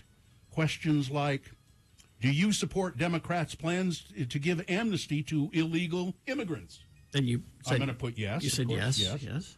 Should states require a government-issued ID when individuals apply for absentee ballots when people vote in person? And when people vote in person? I don't know. You said no. I say no. Am I in favor of having Democrats in Congress set the election rules and standards for our state and the entire nation? Well, they're in Congress. Yeah, that's their yeah. job. So, yeah. Yeah, there's like 15 questions here. I don't think this came from the Biden camp. I'm suspicious of where this came Do you believe from. the Biden administration is responsible for the historic massive surge of illegal immigrants at our southern border? No. No, I don't. Do you agree with the Biden administration a pledge to make climate change the top priority of? Yes, I do. Yeah. Yeah, I do. I'm going to fill it out and send it in, and then halfway down the back of it. By the way, dear Chairman Ronna Daniel, I would like to contribute 30, 50, 100, 200. Ronna McDaniel Romney. Yeah. Yeah. Who do they have the one where you can sign up for a monthly? To the Republican Party. Monthly installment? Monthly installment? I'm sure that'll never get Let's abused. see. Contributions to the Republican National Committee are not deductible for federal income tax purposes. Oh, wow. Make sure your personal check is to the RNC. I guess if I want to fill this out and send it in, then I have to send a contribution, right? Is that how that works? I don't think so. They can't require you to send. So I don't know that they'll read it. But if there's no check in there, there's a return envelope, and I have to buy a stamp. They didn't even pay for postage? No. Come on. No. Ron. They did not. This is the biggest load of hogwash. This stuns me in its craven grab for my money. Just because I'm a registered Republican. Which you are. Yes, I am. We all are. We are rhinos. Because we want to have a say in our local government, and that's the only way to do that. It seems to be, for now. Yeah. I'm trying to see if there's a way I can just do a monthly contribution and just get it out. Bill, what? Do not give them any money. I'm sure they could never be abused. No? They want my phone number because they will call and text me periodically. So I'll do that, of course. Yeah, you want that. Yeah, no, I don't. This is just, it's gotten to the point I cannot stand them. I can't stand the double standards, the lies.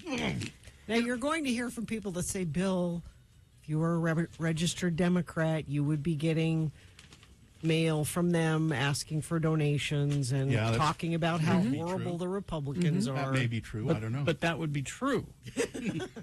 I wouldn't give them any money either. So I wouldn't. And there's a big letter here too. My immediate attention is required, fellow American. Yeah, fellow American. I'm an American. You know, Ozzy Osbourne has had it with America. Yeah, I saw that. Yeah, moving back. He's moving back to England. He's like, good riddance. America, it's not the United States of America anymore. I don't recognize this place. I don't want to die here. Well, and we don't want to be responsible for you either. And he specifically brings up shootings. Yeah, he's troubled by that. He's troubled by all the shootings and wants to get out of here. That doesn't sound very satanic to me. So the Prince of Darkness thinks the United States are too scary to live in. Yeah. He wants to go back. No, he's not wrong. Well, these people say that the Democrats now all they have to offer the nation is just pessimism and attacks on Republicans. No, actually, we've gotten a lot done in 2 years without your help. Yeah. I don't know. I'm pretty pessimistic. I'd have to agree. Oh, I'm still pessimistic. Don't get me wrong. To agree with but, that. I just... somebody says send them a check for 10 cents. It will cost them more to process it than it's worth. Might be a good idea. That might be fun. It'd be interesting to see if they bother with it. Like if they cash it. I think I'm going to do that. Okay. Maybe make it. Will you follow this for us? I'm going to make it worth their while. I'll send them a check for $1. Miss Brand, give him. No, then they'll get at least. Can you write a check for 10 cents? Sure, you can. Sure, you can write a check for a penny if you'd like. Really? Yeah. Dear Just bank, that's- take this much out of Yeah. my account and give it to this That's person. just the point, though, all is it costs them more to process than it does to... I don't remember how to do checks. Miss Brandt, get Mr. Allred's checkbook. I don't. Blow the dust off Mr. Yeah. Allred's checkbook. I don't know how to do it. I forgot. It'll come back to you. No, I had to write a check recently for something. I can't remember what, and I had to do it twice because I filled. Oh wait, no, that's How wrong. do I write out the number in words? Yeah, that's How do I wrong. do that? That's wrong. Cursive? What's cursive? That's wrong. Oh, anyway. So, no, okay, I'm going to do it. I'll send them a 10 check cents. for 10 cents and see what happens. 10 with cents. that. Okay. All right. It's gonna Traffic. cost me a stamp, though. It will. You've got extras, though. I do.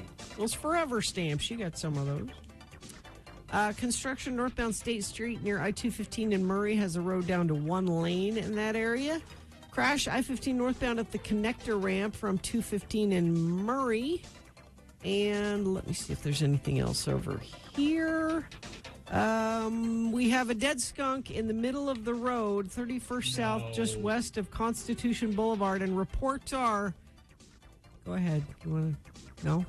We'll let you finish. It's stinking to high heaven. All right. Just... That's your party, Gina. I'm not. I don't want to play. No, I'm not going to that party. Someone suggested you send them 2 cents. Because then you're giving them your 2 cents. Oh, okay. Fill out the form the way that you would. Okay. And then send in, this is my 2 cents. Yeah, here's my 2 cents. All right. We will take a break. We'll be back. Bill Frost telling us what's on TV after this. We got Beat Gina coming up with potpourri, various trivia subject questions, all pop culture trivia, multiple choice.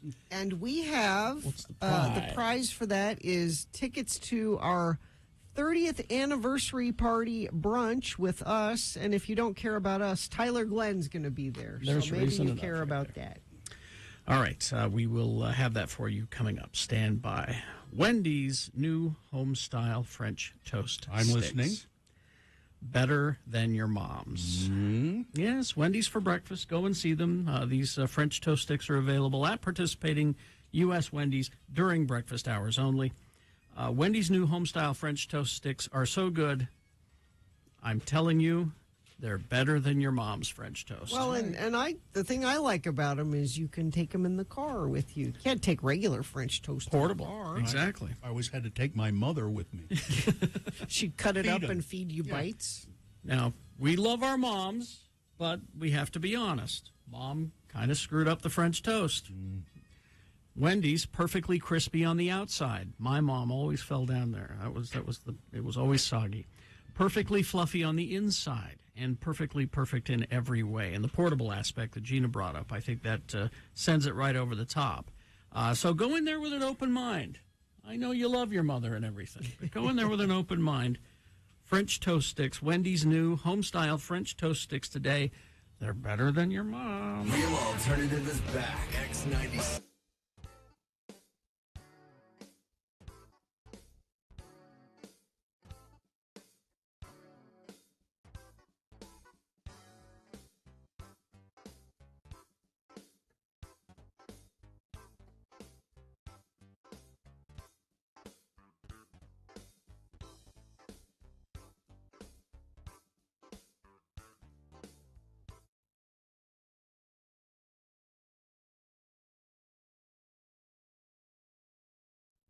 Mass.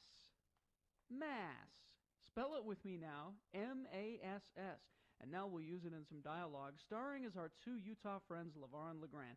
Let's listen to the boys as they cut through Temple Square on their way to JB's for the breakfast buffet. Again, the word is mass. Oh, what a beautiful morning. Oh, what a beautiful day. It's a beautiful morning for a breakfast buffet at JB's, ain't it, LeVar? Any morning is a beautiful morning when breakfast is all you can eat for one low price and when your best bud is buying. Oh, what a beautiful... What? I thought it was your turn to buy. No. I bought the last breakfast we had together down to the Circle K, remember? The chocolate milk and the Hostess pies. Oh, right. I guess it is my turn to buy. Whew. Temple Square sure ain't as busy today as it gets during the general conference, is it? Well, you said it. But during conference, you sure can see that this church is the fastest growing religion in the world, huh? Of course, the Catholics are the biggest religion. Catholics, Mass. There's more of them Islamics and Hare Krishnas than there are Catholics. I meant Christian religions. You know what a Christian is, don't you, LeVar? Well, of course I know, LeGrand. I myself am a White Angler Sexton Protestant. You know, a WASP. A WASP, Mass. You're a Mormon like me. Well, sure I am, but I'm also a WASP. Look. I like fishing for whitefish, hence I'm a white angler. I'm a hit with the ladies, you know, so that's a sexton. And I ain't paid my taxes in over 20 years. I'm a tax protestant, a WASP. Tax protestant, Mass. You, my friend, are just too cheap to pay your tax. Ow! Hey, what happened there, LeGrand? You okay? I tripped on that crack in the sidewalk. I almost fell on my ass.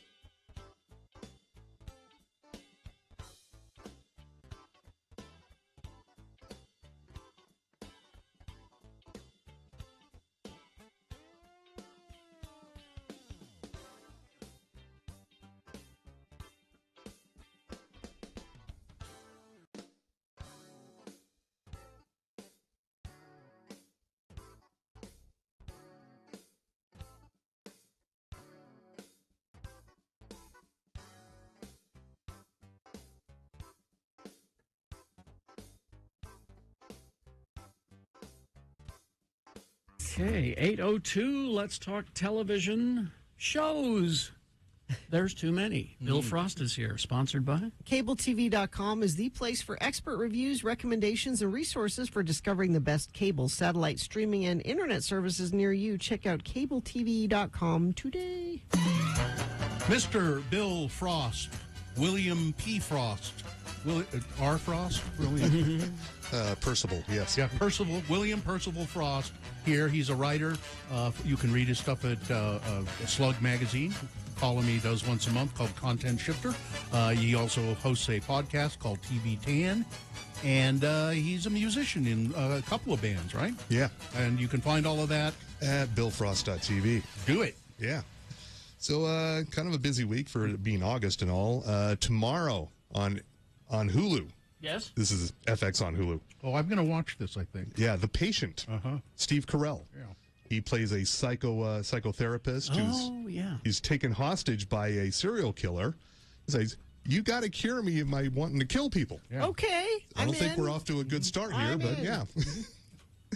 And it's a series. It's a mini series. 10. Oh, really? Yes. I thought it was a movie, but Interesting. Yeah. Okay. All right. Yeah. And did I hear that it's like 20 minutes long too? It's not an hour. Yeah, it could have been a movie. Yeah. It's called. But this is from the guys who did The Americans. Oh, okay. So they know how to do tension. It's just called The Patient. The Patient. And yes. it's Hulu? Hulu. Okay. Yes. On the Starting Hulu. tomorrow. I will watch that. On Wednesday, DC's Stargirl. Still a thing. Joel McHale is on the cast full time now. Yeah. As her dad, Starman. Yeah. And also joining the cast is Seth Green as the voice of Thunderbolt. The new voice of Thunderbolt. Yeah. Because Jim Gaffigan was. Am I thinking of the right character? Yes, you are. Yes. Jim Gaffigan was the voice of. It's a pen, right? It's a magic pen. He left the show. Oh.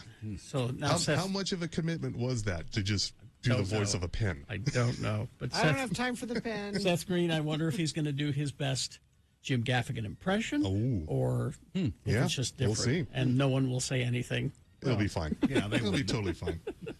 On Thursday, the big deal, Lord of the Rings, The Rings of Power. That's this week. That is on Okay. Thursday, yeah. They moved it up a bit. So and they're dropping 2 episodes on Thursday. They did this so the finale of the season wouldn't coincide with the same weekend as House of the Dragon. Good idea. Yeah. Because it's the same people that. No, it's not. Well, the thing is, it's like well, no, but Same I'm saying audience. the same audience. people can watch 2 shows. Exactly. I don't know what this whole competition thing is. I like them. I want to finish one. and They then are move on. creating the competition themselves. Yes. You know. Yeah. No, It's they like, want. I mean, you could put them on the same night, and then people would watch one, and then they'd watch the other. But they want them. They want the count for that one night. Yeah. It's not like SCTV where everything's on Thursday at 9. Yeah. Yeah. That's a throwback I love right that. there. Thank you for that, by the way. I love that show. And also debuting on Thursday on AMC Plus, Pantheon, sort of an anime series about a teen who talks to her dead dad via he's had his consciousness uploaded to the cloud. Mm-hmm. And its voices include Taylor Schilling, Corey Stoll, Scoot McNairy, Ron Livingston, and the late William Hurt. Yeah, Well. this is his last thing he did. Okay. And that's on Thursday on AMC Plus. On Friday, a film on Peacock. I believe this was a Sundance thing. Honk for Jesus, Save Your Soul. Ooh. It's a mockumentary about a televangelist whose mega church he's had an embarrassing public incident, and this is about him. Sterling K. Brown. I'm interested. He's rehabbing his image and his wife Regina Hall, and very funny together. She's great. Honk for Jesus, Save Your Soul. Okay. Also, a new series on Netflix dropping on Friday, Devil in Ohio. Emily Deschanel from Bones. Okay. Remember her? We like her. Zoe's sister. Yep.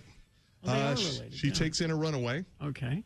She's a psychologist who takes in a runaway. All right. And it turns out this runaway has escaped from a cult, and they're coming for her. Ooh. The cult is now coming for her Okay, because that could she's be good. protecting the. Yes. Okay. And this is also a mini-series. All 8 episodes drop on Friday. I'm interested. On Saturday, a Taylor Hawkins tribute concert. Yes. On Paramount Plus, CBS, and various other Paramount networks. Foo Fighters. I'm not sure if Foo Fighters are actually going to play, but Travis Barker, just a cast of millions here. Chrissy Hind, Queens of the Stone Age. The list is just ridiculous. And it's going to happen at Wembley Stadium and also the LA Forum simultaneously. Okay. It's live. All right. Sunday, Rick and Morty, season 6. Yes, finally. Yes. I don't know much about it other than we know something called the Wormageddon is coming. Wormageddon. It can't be good. All Yeah. right. Also on Sunday, John McEnroe documentary called McEnroe on Showtime. Okay. I can't believe this hasn't already been done. Yeah. Yeah, now that you mention it. Yeah. My guess is somebody wanted to do it and he was being bitchy about it. Probably. Yeah. Well, he was busy with Never Have I Ever. Yeah, he's in that. He's the narrator. And yeah. going into next week, because I'm guessing we won't be here on Labor Day. We will not be here on Monday, no. On Labor Day itself, the 5th, American Dad, season 17 continues. Really? Yeah. Oh, Rebecca will be pleased. Yes. And Thursday, the September 8th of next week, Pinocchio, live action. This is the live action Disney Pinocchio. Tom Hanks This is Yeah. no- This is not the Guillermo.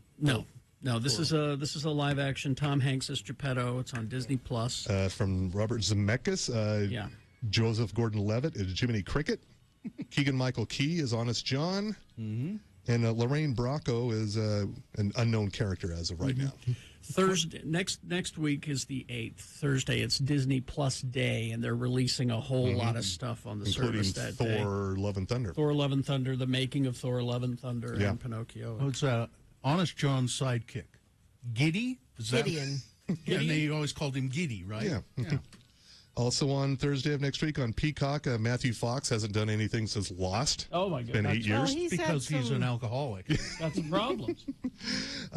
Didn't stop a lot of other actors. Well, no, but he was really bad. This is called Last Light, a miniseries about it's about a global oil crisis. It's pretty high concept. Okay. And it's sort of a action thriller about he's trying to get back to his family, and there's a global oil shortage, and it's Armageddon, and yeah. Well, okay. That's about all I know about it. And also on Thursday of next week, Wedding Season, a new sort of a rom-com / thriller about a bride who's suspected of killing her previous husband. All right. It looked interesting. I couldn't find much about it other than it's a British comedy. Okay. And also on Friday of next week, September 9th, I never thought we'd be talking about Season 5 of Cobra Kai. But Yeah, here we right. are on Netflix. Okay. It surprised me too. Yeah. And it's actually good. I Yes. mean, I watched the first season or so. And it's You didn't not want it bad. to be. I didn't want to watch it, and I wound up watching it. And on Sunday, September 11th, John Bernthal, American Gigolo, the series on Showtime. Oh boy! And I believe this is set in the same time period. Oh really? Yeah. From what I've I seen don't of know it, that there's no gigolos are much of a thing today, are they? there's no signs Are of you cell kidding phones. me, Gina? Are you kidding me? What do you think I do when I leave here? Yeah, this is a Take a slight nap? twist on the story we know from the 1980 Richard Gere movie. John Bernthal plays he was out of prison for 15 years for a murder he didn't commit. And now he's out to find the real killer. Okay. Also in here Gina, are you're right. I take a nap. Women pay me to nap with them. Women pay me. Also in here are Gretchen Mol, Rosie O'Donnell as a detective. Ooh, Okay. Yeah. I'm out. And this is brought to you by Jerry Bruckheimer. And also on Sunday after football next week, Monarch, new series on Fox. It's Oh. about a sort of a family that has sort of a country music dynasty. If you remember Nashville, Yeah. this is Nashville. Oh, But okay. now it's called Monarch. All right. People in here include Susan Sarandon on TV. Okay. Anna All right. Frail, Trace Adkins, actual country music singer. Okay. And it's a big drama about a country music family trying to keep it together. I will be sure to miss that. Me too. Yeah. Is that Someone will everything? care. Yes. Now, isn't White Lotus open start sometime? Oh, I don't even think they've started Not within the shooting, next have couple of weeks, but it is coming. Yeah, Yes. I mean, no, yeah, they have. They're, Oh, they've they're been almost shooting? Done, yeah. Okay. Yeah. The Resort on Peacock Yes. is tremendously delightful. Loving What it. now? What is it again? It takes place at a resort in Mexico, beachside resort. A couple goes there, and they stumble upon a murder mystery from 10 years ago, and the wife decides to solve it. Okay. Yeah, they get all wrapped up in this story of these two young kids who disappeared 10 years ago. Okay. And lots of stuff didn't really see coming Yeah. every episode. Yeah. There's always a twist and a surprise and a cliffhanger at the end of every Kristen episode. Milotti from Made for Love, and Yes. I hate that I always forget his name. Just call him Chidi from The Good Chidi Place. from The Good Oh, Place. okay, I know who that is. Who is just tremendous. Both of them in this role. Is it a limited series or what is? I think it's about 8 episodes. It's on Peacock. Yeah, 8 or 10. Yeah. I think we got one more left, I believe. At least the last one that I watched, I'm like, okay, the next one has to We be gotta the wrap last this one. up. We got to wrap this up. Harley Quinn, the cartoon on HBO Max, guest stars Billy Bob Thornton. And that's all I'm going to say because it's a hilarious joke. Yeah. Oh, okay. The real Billy Bob Thornton. Really? Oh. Yes. He's Yeah. being directed by James Gunn, the real James Gunn, who is also guest starring on this season. My favorite part is that's my favorite Bane on Harley Quinn. The best Bane is on Harley Quinn. Well, thank you, Bill Frost. Thanks. All right, traffic, Gina, please. There's a tracks alert. Expected delay of 10 to 15 minutes on the Blue Line southbound from Mill Creek to Draper Town Center stations and all points in between. Still some slowage associated with that crash I-15 northbound at the connector ramp from I-215 in Murray. It's not as slow as it was, but it's still a little slow if you're headed into downtown Salt Lake. And what else are you seeing out there? Dead skunks in the middle of the road. We have had that report today. If you see other things stinking to high heaven and want to text us about it, 33986. Join us for X96's 30th birthday brunch and a Not Safe for Radio podcast Sunday, September 18th from 11 to 1 at Squatters Pub, hosted by us and our special guest, Tyler Glenn from Neon Trees. You can get tickets and more information at x96.com. You must be 21 or older to attend. All right. Speaking of which, is that the prize? Yes. For Beat Gina, call now. Line up now if you'd like. 877-602-9696. That is what we are giving away. I believe you have to be 21 to win that prize. You will have to be 21, yes. So be ready for that. 877-602-9696. Hoops Vision Correction. I don't really know what LASIK stands for. It's an acronym. They suggest here that it stands for letting anyone see incredibly keenly, but I don't think that's it. Sure. Sounds medical. Hoops Vision, they want you to experience, and I would say it's life-changing, wouldn't you, Carrie? Yes. Wouldn't you, Bill Frost? Yes. The life-changing power of LASIK, and you can do it for $800 off their usual price for the LASIK, or if you need PRK, that's another procedure that they can do. And Hoops Vision, listen, this is painless, for one thing. Yeah. And it's quick, and you get up off the table, and you go, hey. Yeah, you're on the table like 10 minutes, and you sit up, and there it is. No glasses, and I can see great. So call and make your free, no-obligation appointment right now. 877-30-LASIK, okay? Or you can book online at hoopsvision.com. We are paying tribute to the artists that...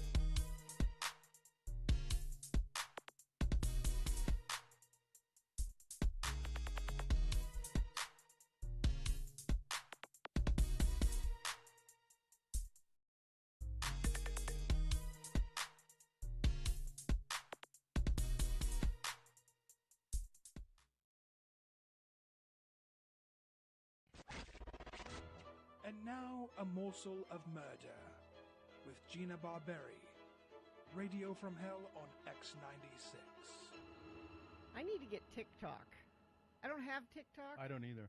but this might make me get TikTok.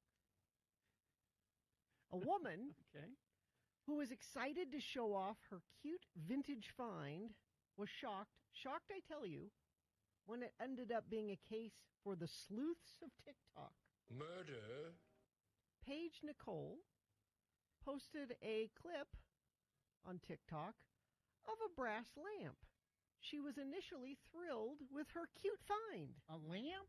Look at this cute lamp I found. It's a lamp. I like going to vintage stores and buying things.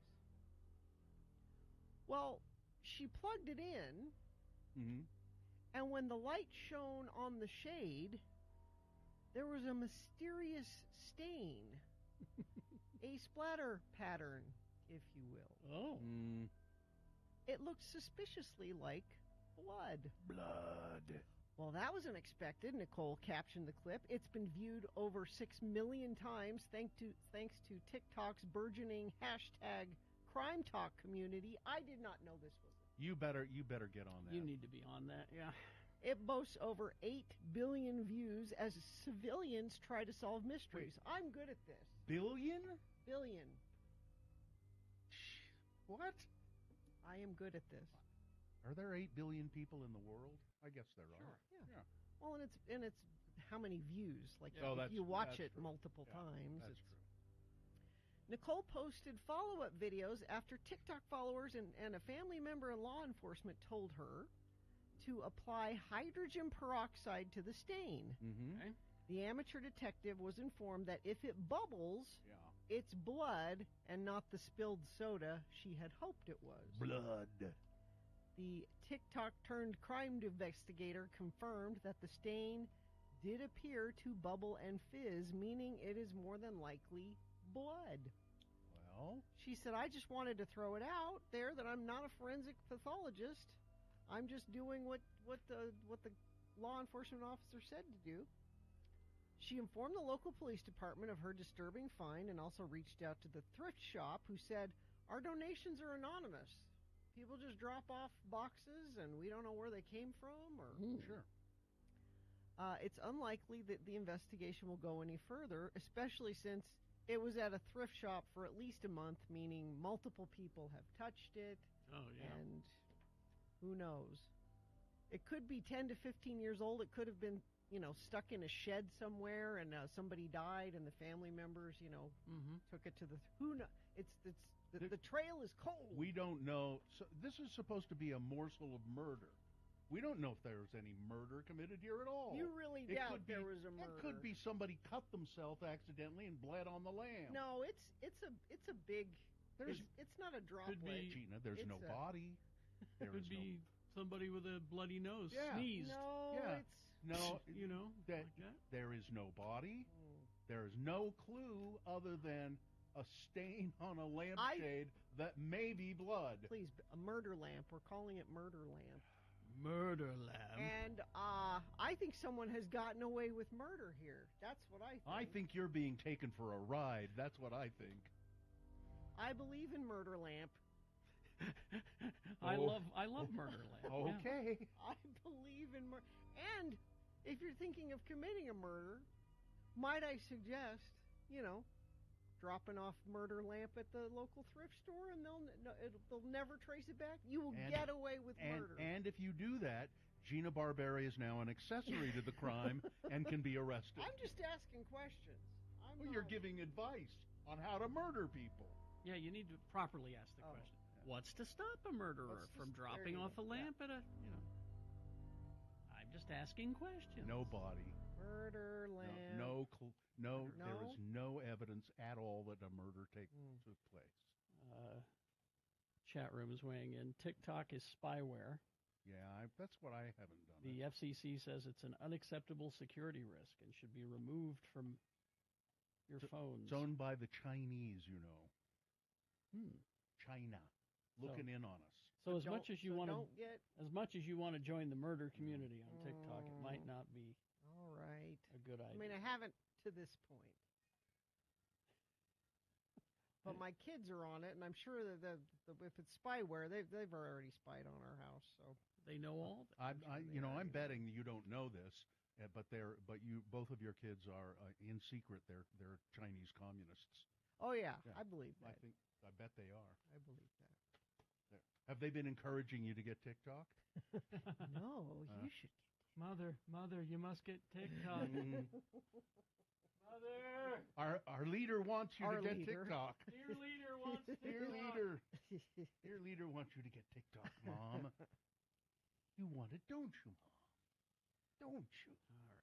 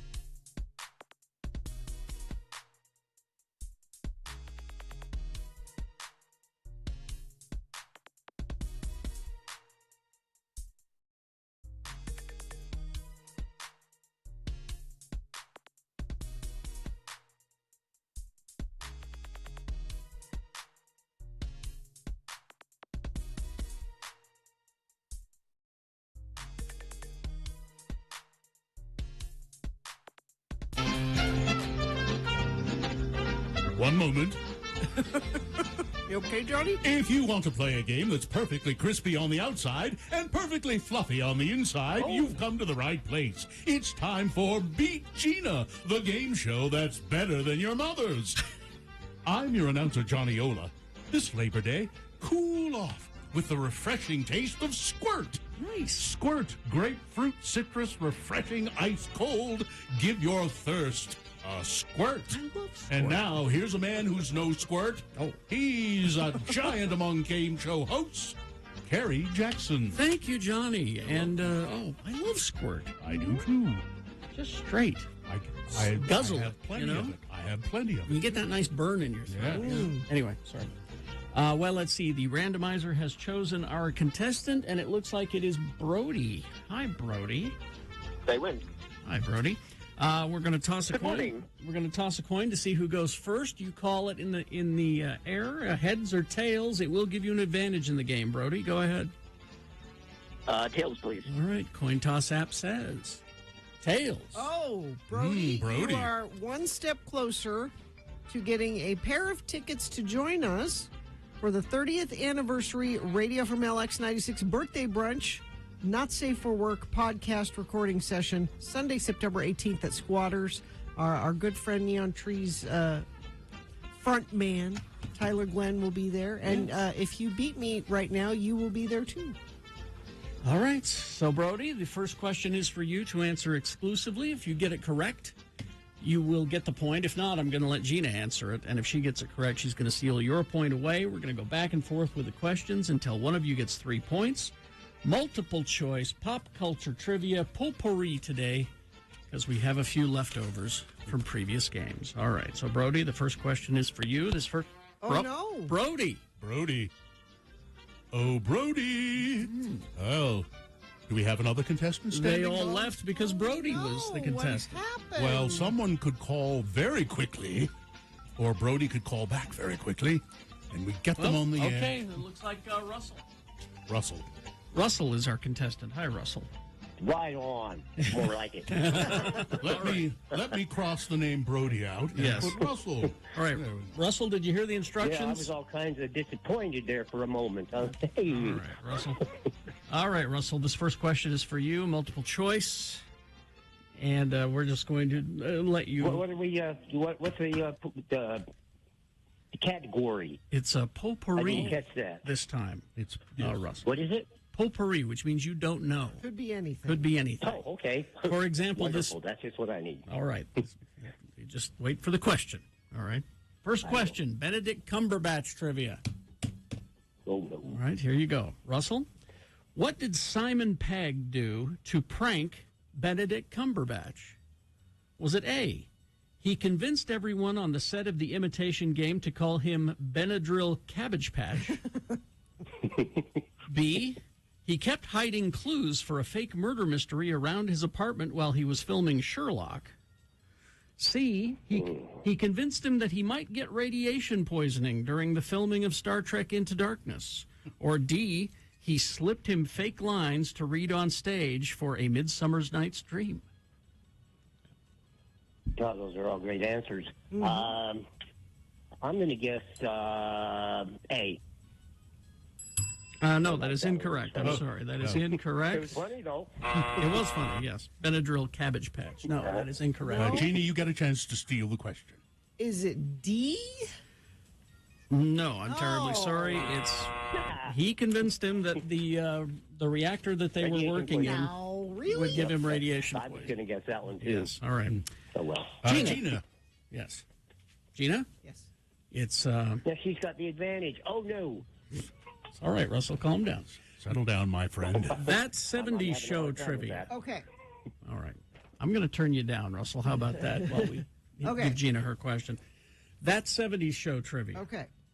In 2009, the show's iconic Vista Cruiser was named what by MSN Auto? Was it A, the third greatest television car ever? Okay. B, America's best deal in an all-around family car? Okay. C, you don't need a big one to be happy? Or D, twice the drive of any other sports car? I like A. A is correct. All right, that's a point for Gina. Russell, you don't have any points yet, but you do control the question. All right. Russell, here's your question. Friends trivia. The TV show Friends. All right? Who was the last member of the main six cast to be cast in the show? Was it A, Rachel, played by Jennifer Aniston? B, Mr. Furley, played by Don Knotts? C, Joey, played by Matt LeBlanc? or D, George, played by Jason Alexander? George. Oh. No, I'm afraid not. Right. Russell. Gina, chance for you to go ahead. All right. Was it I Joey Aniston? Joey Aniston, yes. Joey Aniston is incorrect. I'm sorry, no point. What's your answer? Well, it should go on forever. Jennifer Aniston is correct. Okay. All right, that's 2 points for Gina. Gina, you stole that from Yeah, Russell. so let me just wrap this up You right can wrap it now. up, yes. You're going to put a bullet Yep. in it? All right. Don Knotts trivia. I can do this. This will be, yeah, you can do this. What wasn't Don Knotts awarded when he was discharged from the military? Okay. Only one of these Wasn't. he was not awarded Okay. when he was discharged from the military. It was All right. A, the Army Marksman Badge. Okay. B, the Clean Plate Club Award from the Mess Hall. Okay. C, the Army Good Conduct Medal. Or D, the World War II Victory Medal. The Clean Plate Club. Clean Plate Club. Well, there you go. Gina wins the game. It's all I'm over. sorry, Russell. I'm so sorry. She's beaten you soundly, Yeah, like but- a drum. Not as sorry as I am. Well, Russell did us a solid by calling in at the Yes, last he did. minute. I think even though I beat you, Russell, I'm going to go ahead and give you the tickets to the Not Safe for Work radio podcast recording at Squatters for our 30th anniversary, coming up on Sunday, September 18th. You'll have a good time at that, Russell. Yes, we will. All right, Russell. Hang on. on the line, and we'll tell you how to get those tickets. Listen, I've got to get out of here. I've got to go wash the blood out of a few things. All right, big boy news and opinioendo now, brought to you by... Shot entirely in space, sharing the joy, wonder, and dangers of life in orbit with 6 astronauts on a life-changing mission aboard the International Space Station. Space Explorers, the ISS experience, is now playing at Clark Planetarium. We play this band. Is it Maneskin? Is that- Maneskin. Yeah, Maneskin. And there's a picture here. It's Damiano David of Maneskin, and he's wearing assless chaps and performing. Oh, hello. He really shouldn't be doing that, I don't We're think. showing my. the picture. Yeah, x96.com/live. Well, everybody has a butt. It's like a thong, but it's just not attractive. I'm sorry. But I have good news out of music world. Paul Stanley says he's not interested in writing any new Kiss music. That is a so that's good, great good news. decision. Absolutely great news. He was on the Howie Mandel Does Stuff podcast, and he said he and his bandmates will not be making a follow-up to 2012's Monster soon because new music won't have that connection to important times of your life, whatever that means. What? I don't know. All right. That's what he said. That 9-year-old kid who nearly drowned when the truck he was in went off into the reservoir in Summit County with 3 kids inside, and 2 kids made it out. He was saved by a retired park ranger who dove in several times and finally managed to pluck him out of the back I guess he'd floated into the front of the truck. 9-year-old Paxton, what's his last name? It's funny, it just says Paxton here. At any rate, he got to meet the man who saved him. Oh, he's giving him a hug. He's doing well enough to hug. Yep, they've taken him off life support. He got to meet the hero who saved his life. The that's room was filled sweet. with happy tears for this sweet reunion at Primary Children's Hospital. Lots of laughs, lots of thumbs up. Paxton actually gave the thumbs up, said Kelly Carpenter, his aunt. 6 days after Paxton was stuck in a sinking truck at Smith and Morehouse Reservoir, his family says he's getting better, getting stronger every day, and it looks like he's going to be fine. Oh, man. Yeah. And the other kid who got injured when he fell off the top bunk bed. Oh, the Little League baseball player. Easton Oliverson. Oh, yeah. Surgery to repair his fractured skull went perfectly on Friday, according to his family. Easton underwent the operation nearly 2 weeks after he fell off the bunk bed inside the dormitory that he and his teammates were staying in at the Little League World Series in Pennsylvania. This sweet boy is out of surgery. We couldn't be any more thrilled to let everyone know that his surgery went perfectly. The doctors are very happy with the outcome, and we're so grateful. They had to put a plate in his skull. You know, he's missing part of his skull. Injured very badly. Yes, he was. He will spend a night in the pediatric intensive care unit in Pennsylvania, where he's been treated since his injury.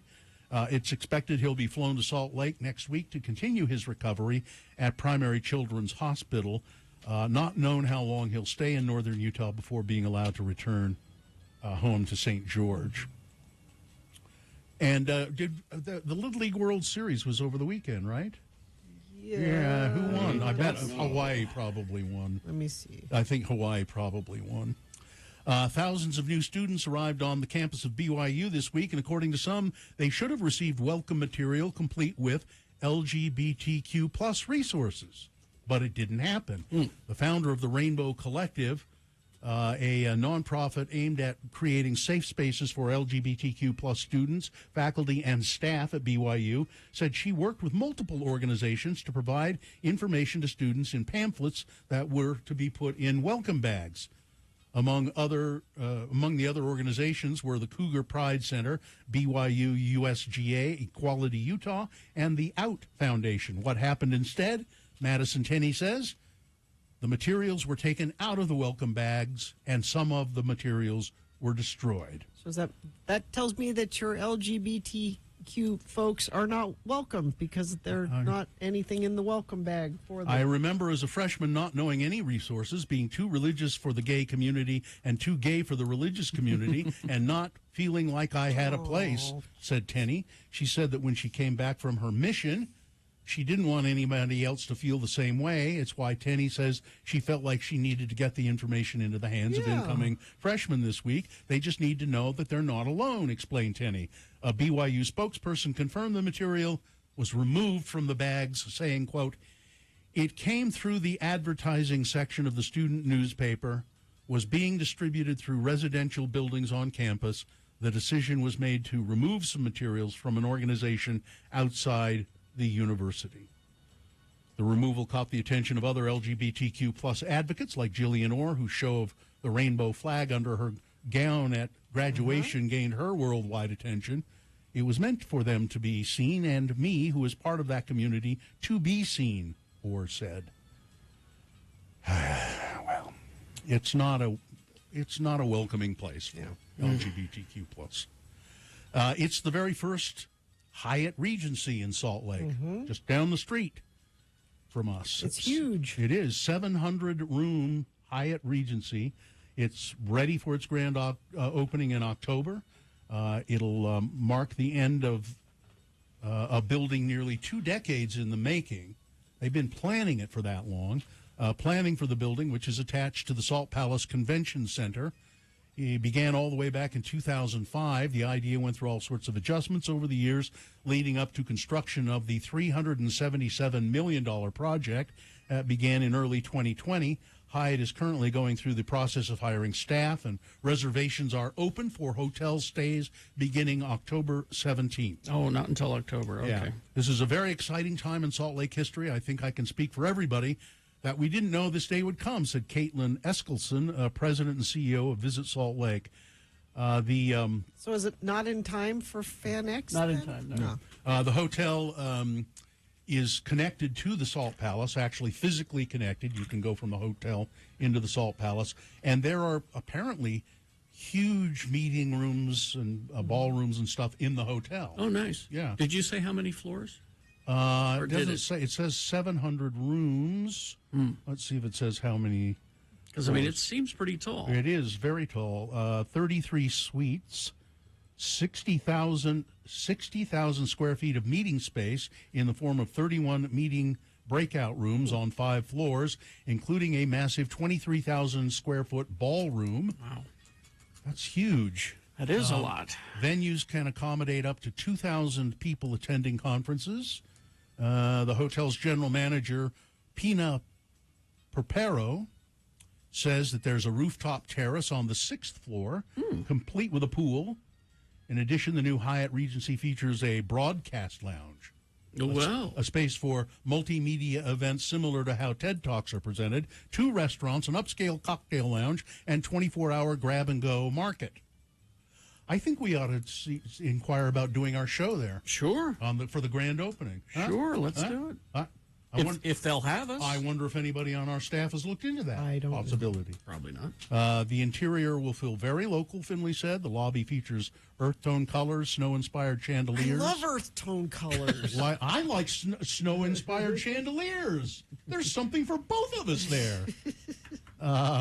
It'll be very cool and unique, and it will be an Instagram moment for our guests. Life-size statues of native Utah animals, like deer, rabbits, foxes, all decked out with cable knit sweaters. What? Oh, I don't know. Like in real life. I don't know if I like that. That could Maybe be. It'll make sense. Well, we need to see it. Yeah, we need to see it. All right, makes sense. All right. Anyway, the restaurant is going to be high end. Okay. All right. So we have within walking distance of all of this. Yes. So that's great. Sports weather traffic. I'll take a scooter. First of all, just a correction. All shaps are assless, Bill. Excuse me. All shaps. Yeah, so those actually weren't shaps, though. I don't think. Yeah, were they? But usually, they had a thong. Please, no, please. If I have owned shaps, you don't ever wear them without the jeans underneath. The shaps go over the jeans. Just some people choose to wear the shaps with nothing Well, under. do they have that thing that goes down your butt? Sometimes, yeah. Oh, okay. Sometimes. All right. Let's see. Oh, and yes, the Little League World Series was won by Hawaii, as you were speculating. You were right about that. I want to say happy birthday to the Real Salt Lake coach, Pablo. It's his birthday today, and they had a draw, I believe, over the weekend, 1-1 draw with FC Dallas on Saturday. Weather, so it's still very summer. It's still very 100. We could have some more days over 100. 2 or 3 of them this week could make it over 100. Probably Thursday, Friday, Saturday, somewhere in there. Yeah. No chance of rain. It doesn't look like anywhere in the next 5 to 7 days. Just hot and sunny. Traffic. Let me refresh this. See if there's anything new to report to you. No, things are looking pretty good. Stalled vehicle westbound Highway 201 at 72nd West in Salt Lake. That's affecting the left turn lane there. Crash westbound Highway 201 and Highway 202 in Salt Lake. The right lane affected there. Just a little bit of slowage coming through Murray, northbound I-15 if you're headed toward downtown Salt Lake. I think that is it. You haven't sent anything in via text in a bit, but you can let us know if you see something. 33986 is where you do that. Salt Lake School for the Performing Arts, or SPA as they call it, is a tuition-free charter high school in Salt Lake City. SPA is now accepting students grade 9 through 12 for the current 2022-2023 school year. Register today at saltlakespa.org. All right. Thank you very much. We will take a break. We'll be back with Geek News after this. And coming up just after 9 o'clock, Frank Christ presents They're Fine, They're Just Fine, our Dead Celebrity game. You can play that coming up just after 7. Stand by for all of that. Hey.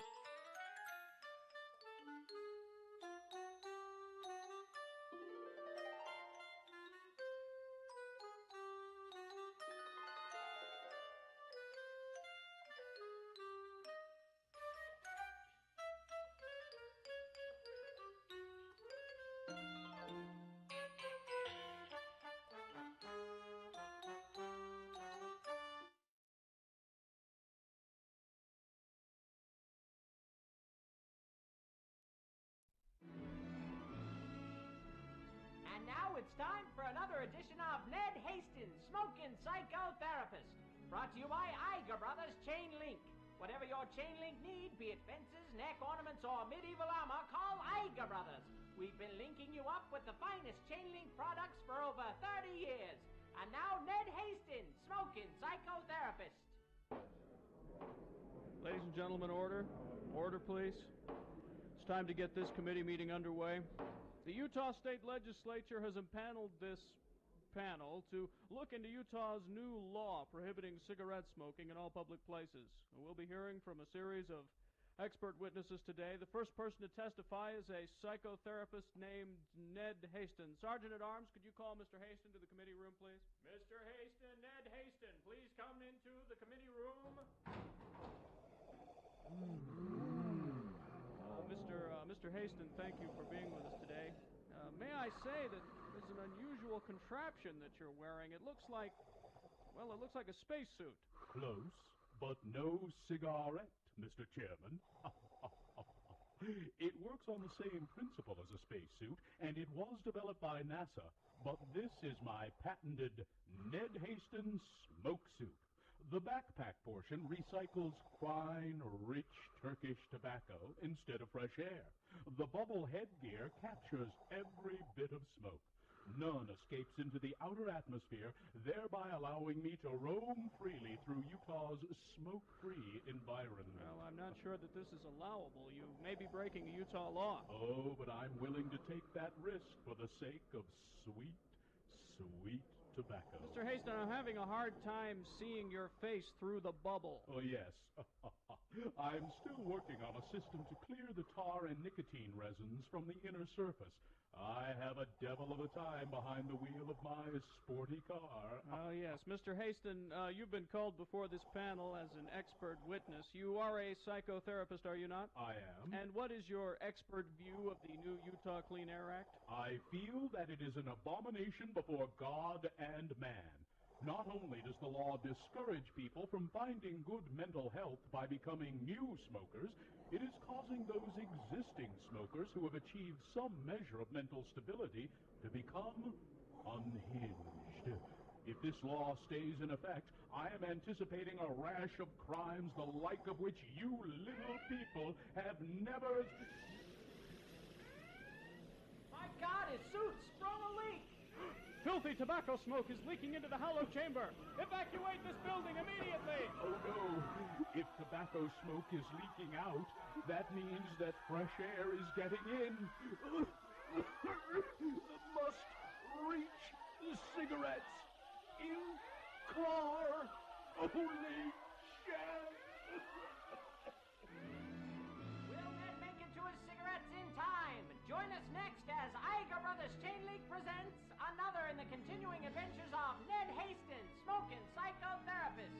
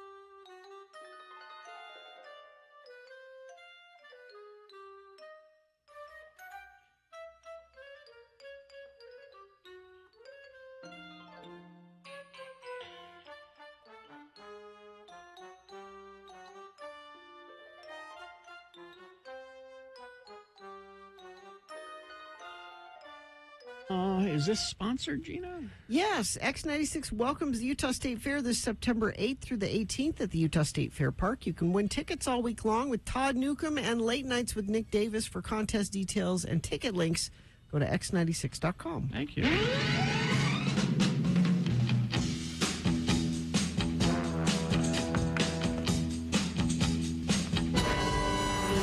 Geek news for you on the radio.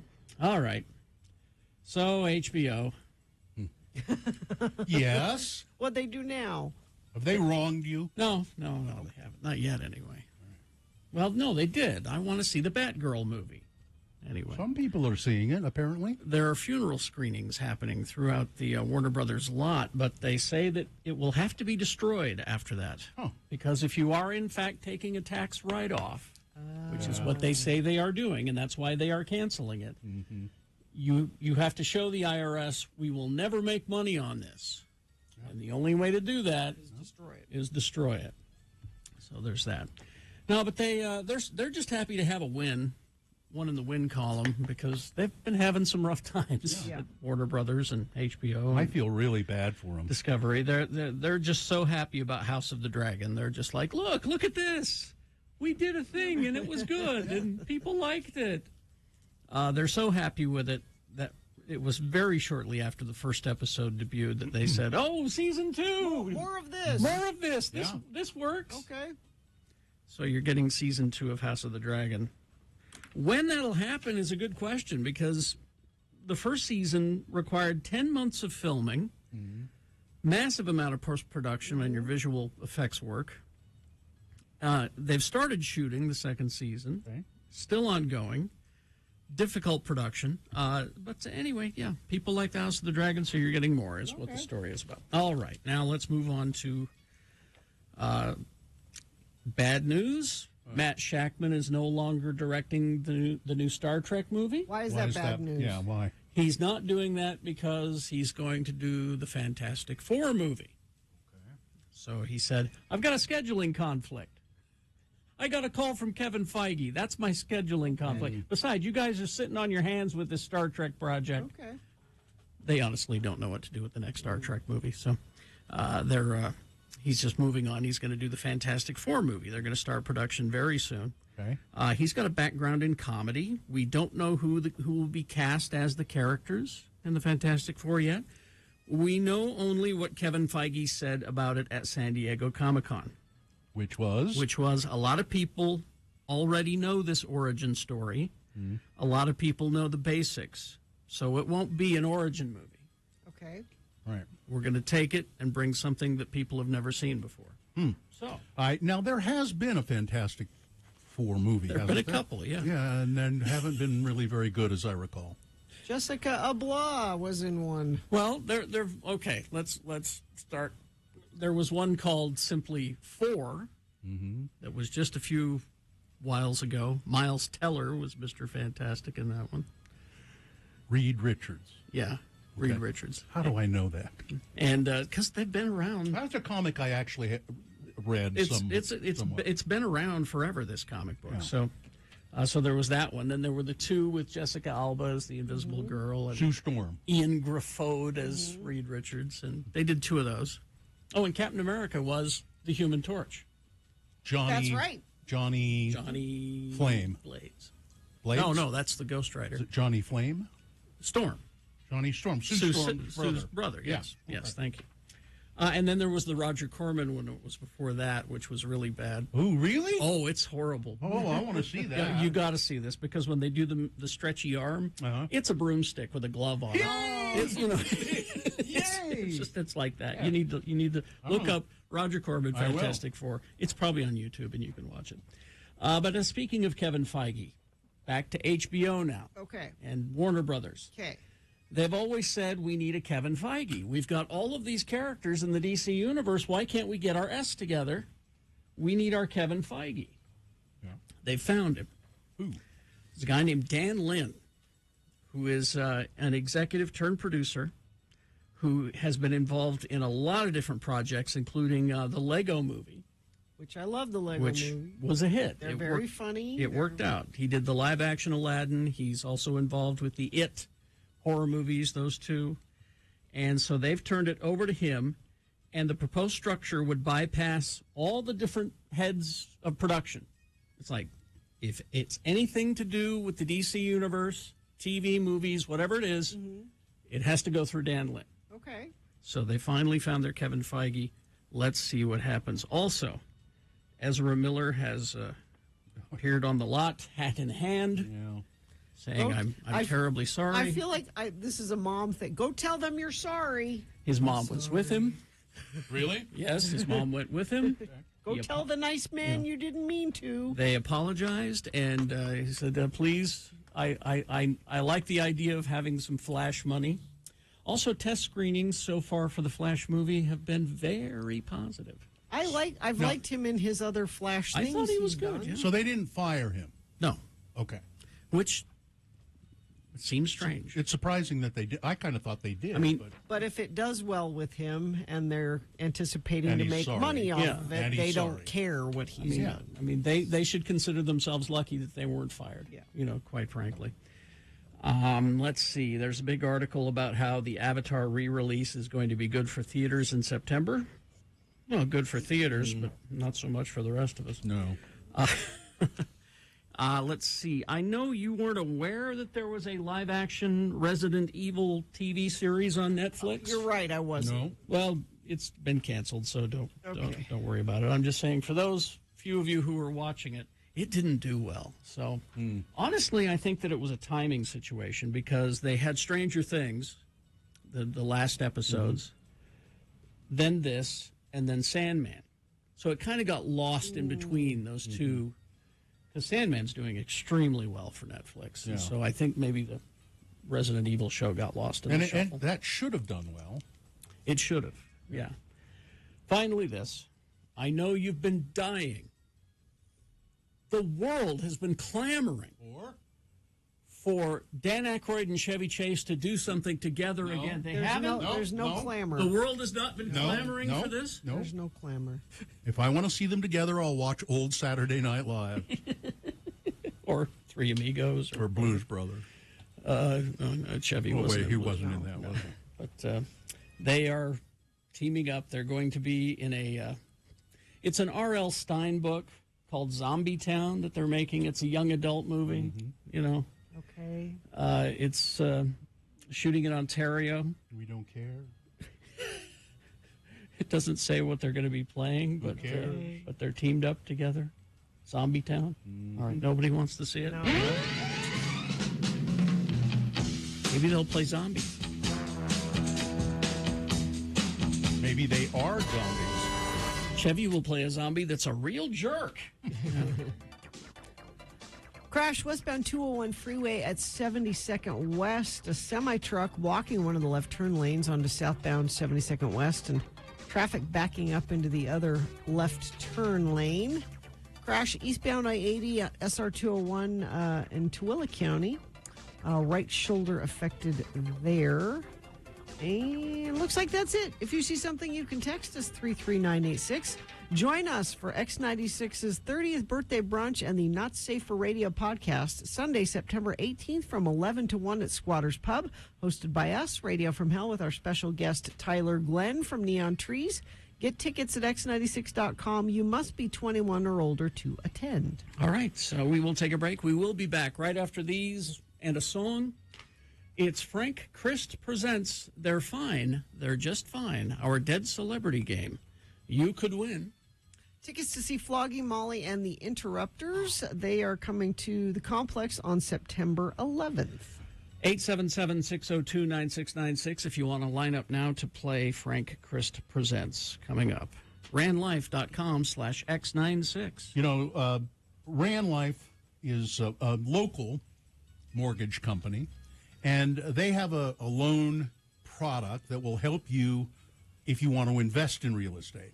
Rand Life Home Loans Real Estate Investment Loan Program. It's an amazing way to purchase your very first investment property, add more properties to your portfolio, and consolidate all investment loans under one roof. You apply today by going to randlife.com/X96. You can learn more about how you could qualify to purchase up to 50 investment properties with amazing interest rates, even if you're self-employed. So, with Rand Life, they will take care of you. They do a great job. I've had dealings with them a couple of times. Visit randlife.com/X96. Request a free analysis of what they can save you monthly. Take advantage. Visit randlife.com/X96. Real alternative.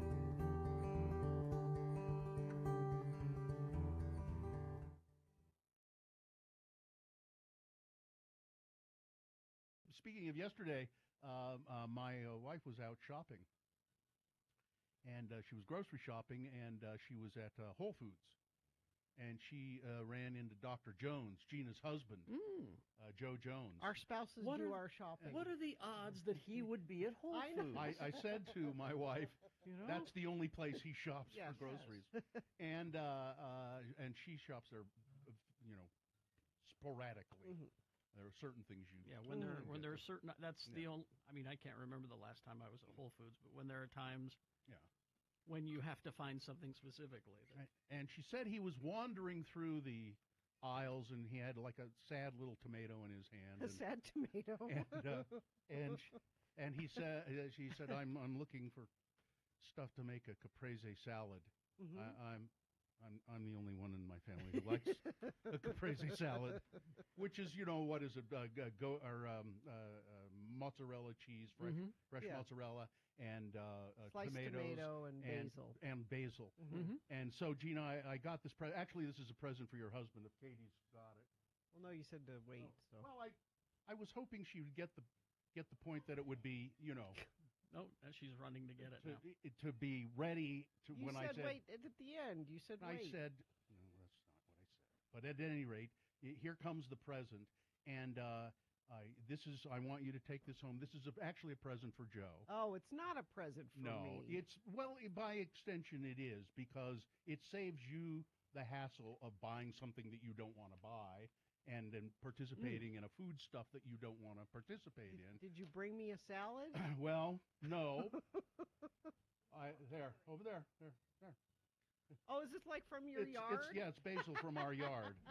That's beautiful. It's a bunch of basil from our yard. It smells great, doesn't it? Yeah. It does. Yeah. And now, when my wife and I talked about this yesterday, she said, "Here, I'm going to give you." I'll give you a bunch of basil to take and have Gina give it to He Joe. will love that. And I said, "Oh yeah, that's a good idea. I'll do that." And I said, "But of course, she'll throw it out the window of her car on the way home, and never, she'll never get it." But so when I went downstairs this morning, that was sitting on the counter. That's lovely. Thanks, Mrs. Bill. And there was also a little silver bowl with some tomatoes from our yard in it, and we did not discuss giving tomatoes, so I wasn't quite sure. I think she probably meant for me to bring those tomatoes as well, but I didn't have the hands to do it. That's okay. You know what I mean? I Yeah. couldn't. It was too much for me. But if in fact you're to have the tomatoes, I will bring them tomorrow. I will Okay. ask Dr. Jones if. Now, did he already make the caprese salad? Yeah, it was for last night. Okay. It was for, but he has them several times a week. So Really? oh yeah, that's It's delicious. and it's not true that he's the only one that eats them. That's what apparently he well, said. Well, last night he was just buying dinner for the two of us. So out of the two, but if it's a family dinner for everyone, Mohammed loves a caprese. Everybody will eat it, but you is what Yeah, you're you saying. won't, No. because it's tomato and cheese. And cheese. I like because- basil. Because she will only have Well, ketchup. Just graze on the basil. Yeah. Doesn't it smell great? It really Oh. does. I can smell it. And it yeah. just I walked into the kitchen and just the whole It's kitchen fragrant. is just full of that smell. And so I'll bring you the. I think I was supposed to bring the tomatoes probably, but I didn't Well, have. that's very nice. so. Thank you. And but I want that jar. So Oh yeah, sure. No, it was just a mom and dad dinner date at home last night. so he ate caprese salad, and what did you eat? Well, we had kofta, and we had a bunch of, that was just his There's a little side salad. little side salad. But Mohammed's been playing golf. He's on the golf team, and Katie, he's you. He's soccer, he's golf, but he's been playing out at Glendale, which is on 21st South. Mm-hmm. And every day this week, he has had me drive through Raising Cane's to get him dinner after golf. Well, that's healthy. Way home, and he Your gets, little athlete is building his body. Yeah, Mhm. and he gets the chicken and extra. He like 3 pieces of extra Texas toast with the. That's so healthy. Every day, and then last night, I picked him up. And I said, Dad's gonna make dinner today. He's like, I can't wait for Dad to make dinner. You gotta stop on the way. I'm like, okay, what do you want? He's like, well, I want Raising Cane's. I'm like, again with the Raising Cane's. So we're coming up 21st South. There was a power outage Several blocks around like State Street and 21st South. We pull up to Raising Cane's. There's a sign out that said the power's out. It was tragic. So, just to go back to the caprese, you should, you wouldn't like this, but your husband would like this. What my wife does with caprese, you get a big loaf of French bread, crusty French bread. I was just going to say, that's cuts it in half. Yeah. Takes a lot of the bread out of it. Mm-hmm. Then you put a layer of this basil, I think it's basil mayo kind of on it, and then you put the fresh mozzarella, big slabs of fresh mozzarella, then a big layer of tomatoes, and then bacon, like a whole pound of bacon, and then we cut that it's sandwich a fancy up. BLT. No, you put it in a chunks. panini. You make it a panini. No, we just Heat cut it it up into melt that mozzarella. No. This is the fresh mozzarella, so it doesn't really. It melts. Well, I don't care. Wouldn't care for that. It's supposed to be cold, sort of chilled, and what's a great sandwich anyway. Love it.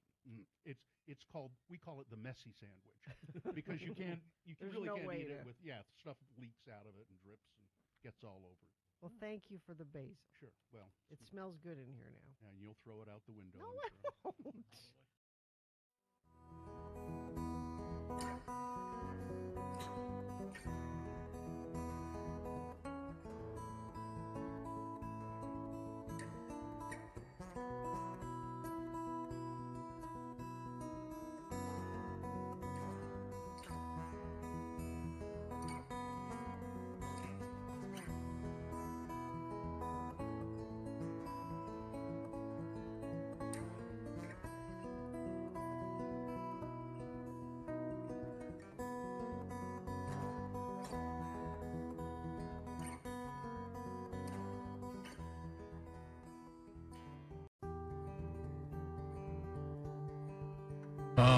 Good morning, Frank.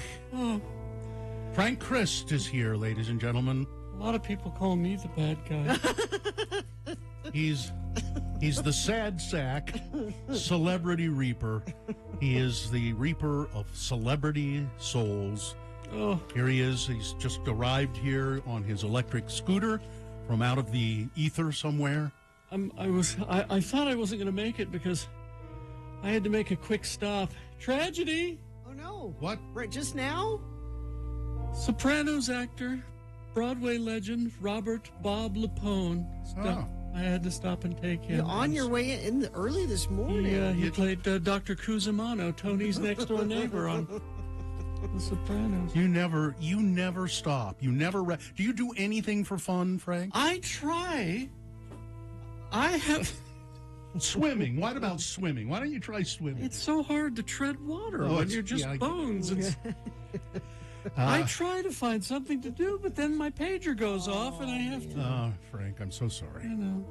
All right, let's play the game, shall we? Right. Frank is here, so we can play the game we call Frank Chris Presents. They're fine. They're just fine. Wherein we get a contestant on the phone. Do we have one? The randomizer has chosen Raven. Raven is on the phone. Hello, Raven. Hello. Raven, you can win a nice prize if you are successful. What is the prize, Gina? It's tickets to see Flogging Molly and that band you just heard us play, the Interrupters. They are coming to the Complex on September 11th. You can get details about that show and ticket links at x96.com. All right, Raven. Yay. I'm going to... but how are you, by the way, Raven? Doing well, thank you. No, Raven, no. You're fine, just fine. Yeah, there you go. You know. Raven, I'm going to read you a list of 4 names. Of these 4, 3 of them are Frank. They're fine. They're just fine. But one of them Frank has taken away. All right, are you ready? Yes. Here we go. These are all famous or notorious or infamous, perhaps, serial killers. Oh, okay. And only one of them is dead. That means the others are alive. Yeah, that's right, Gina. Okay. Very good. That's just kind of scary. That's all right, here we go. Number 1, Edmund Kemper, known as the co-ed killer. When he was 15, Kemper murdered his grandparents. He was judged criminally insane and 6 years He spent 6 years in a hospital for the criminally insane. He was released at the age of 21 and then went on a killing spree targeting young female hitchhikers. He would decapitate, violate, and dismember his victims. Okay. Kemper was extremely intelligent. He was? He was extremely intelligent, either or, with an IQ of 145. Number 2, Gary Ridgway, the Green River Killer, born here in Salt Lake City. Believed to have murdered at least 71 young women, many of them thought to be sex workers. Most of his crimes occurred in Washington State. He would strangle his victims and do the same thing Kemper did. He said murdering was his career. Number 3, H.H. Holmes, a pharmacist who turned a hotel into a torture castle. He outfitted the 3-story hotel with gas lines, secret passages, trapdoors, dead-end hallways, and chutes to the basement where he would burn the bodies of his victims and sell their skeletons to medical schools. He confessed to more than 30 murders. And number 4, Charles Edmund Cullen, who confessed to murdering up to 40 patients during his 16-year career as a nurse. However, in subsequent interviews with police, psychiatrists, and journalists, it became apparent that he had killed actually many more people than that. They count maybe as many as 400 people died at his hands over the years, which would make him the most prolific serial killer in recorded history. Wow. So there you go. 4 of them, all really bad guys. 3 of them still alive, 1 of them gone. 1 of them Frank took away with pleasure, I'm thinking. With pleasure. Do you know who it is, Raven? I'm going to go with H.H. Holmes. Now, why would you go with H.H. Holmes? I believe I've heard something about him. Yes. Okay. You did. You heard that he was no longer with Yes, us. he died actually in 1896. Well, he was hanged for his crimes. I think that was before I even got into the business. So it was somebody else who took him away. So I was wondering who. Congratulations, Raven! You've won the prize and to the concert. And I was curious as to who really the most prolific serial killer of all time was. Of all time? They think it's a guy named Pedro Lopez. 300 in Colombia. They've substantiated it. Now the guy, the nurse, they think it was 400, but they weren't able to substantiate that. But they do know that this guy in Colombia, 300. Wow. That they know of. They called him the Monster of the Andes. Oh. Yeah. Well, there you go, Raven. Thank you for playing our game, and hang on the line. Somebody will tell you how you can get your prize. Thanks for being a part of this gruesome experiment. Thank you. Hang on the line. Well, Frank, now those other serial killers, you were wondering, they are still all They alive. are still Gina? with us, yeah. Yes, they're all of them are in prison. Well, that's good. They're not on the loose. Cullen is the nurse. He's 62. Let's see. The Green River Killer, Gary Ridgway, the one born here in Salt Lake, is 73. And the first one, Ed Kemper, the co-ed killer, he is 73, and he's in prison as well. This has been like a combined feature of the game and morsels of murder. True. Yeah. I don't know why. I just sort of lit on that yesterday. yeah. And I thought, isn't it weird how we are fascinated with these? It's a whole industry now. Well, because it's something that most of us can't fathom. So it's like, I can't believe these people exist. If you want to see a really good show, I think is called Mindhunter. It was on Netflix, 2 seasons, and the first season, Ed Kemper is an actor who plays Ed Kemper. This guy who played Richard Jewell. He's brilliant. He won an Emmy for it. He's a chilling performance as this. Well, then serial that fella killer. went on to play another serial killer in that Blackbird show. Is he in that? Yeah, he's the serial killer in that show. I'm gonna maybe. And people say that we sound alike. Really? A little bit. Really? If you watch the Blackbird, yeah. I'm going to have to watch that then. Well, Frank. Well, I've just grown very fond of you for some reason. Well, thank you. That's how he sneaks up on you, Bill. No, I think you're a sweet sweet That's what he wants you to reaper. think. I treat everyone equally. I Has know anyone you- seen Elliot Gould? You stay away from Elliot Gould. 84. I love Elliot well, Gould. All right, well. All right, Frank, it's time for you to be off, I think. Goodbye, everybody. Goodbye. Goodbye. There he goes, off on his electric scooter, disappearing into the point in the distance. I'm gonna watch Ocean's 11 today in honor of Elliot Gould Sure. and his 84th You should birthday. watch MASH. No, I like him in Ocean's 11. Sid says it's okay, Bill. We all fall down the murder hole sometimes. It's true. It happens. It's just, and that Kemper guy, man, They're all bad. Yeah, but I'll tell you off the air. I don't. Okay. Well, let's take a break and we'll be back. We have big boy news and opinioendo coming up. Okay. Dan Farr from FanX is going to be here to talk about some of the precious celebrities that are headed to town for that. You better warn them. And more on the way. Hi, I'm Todd.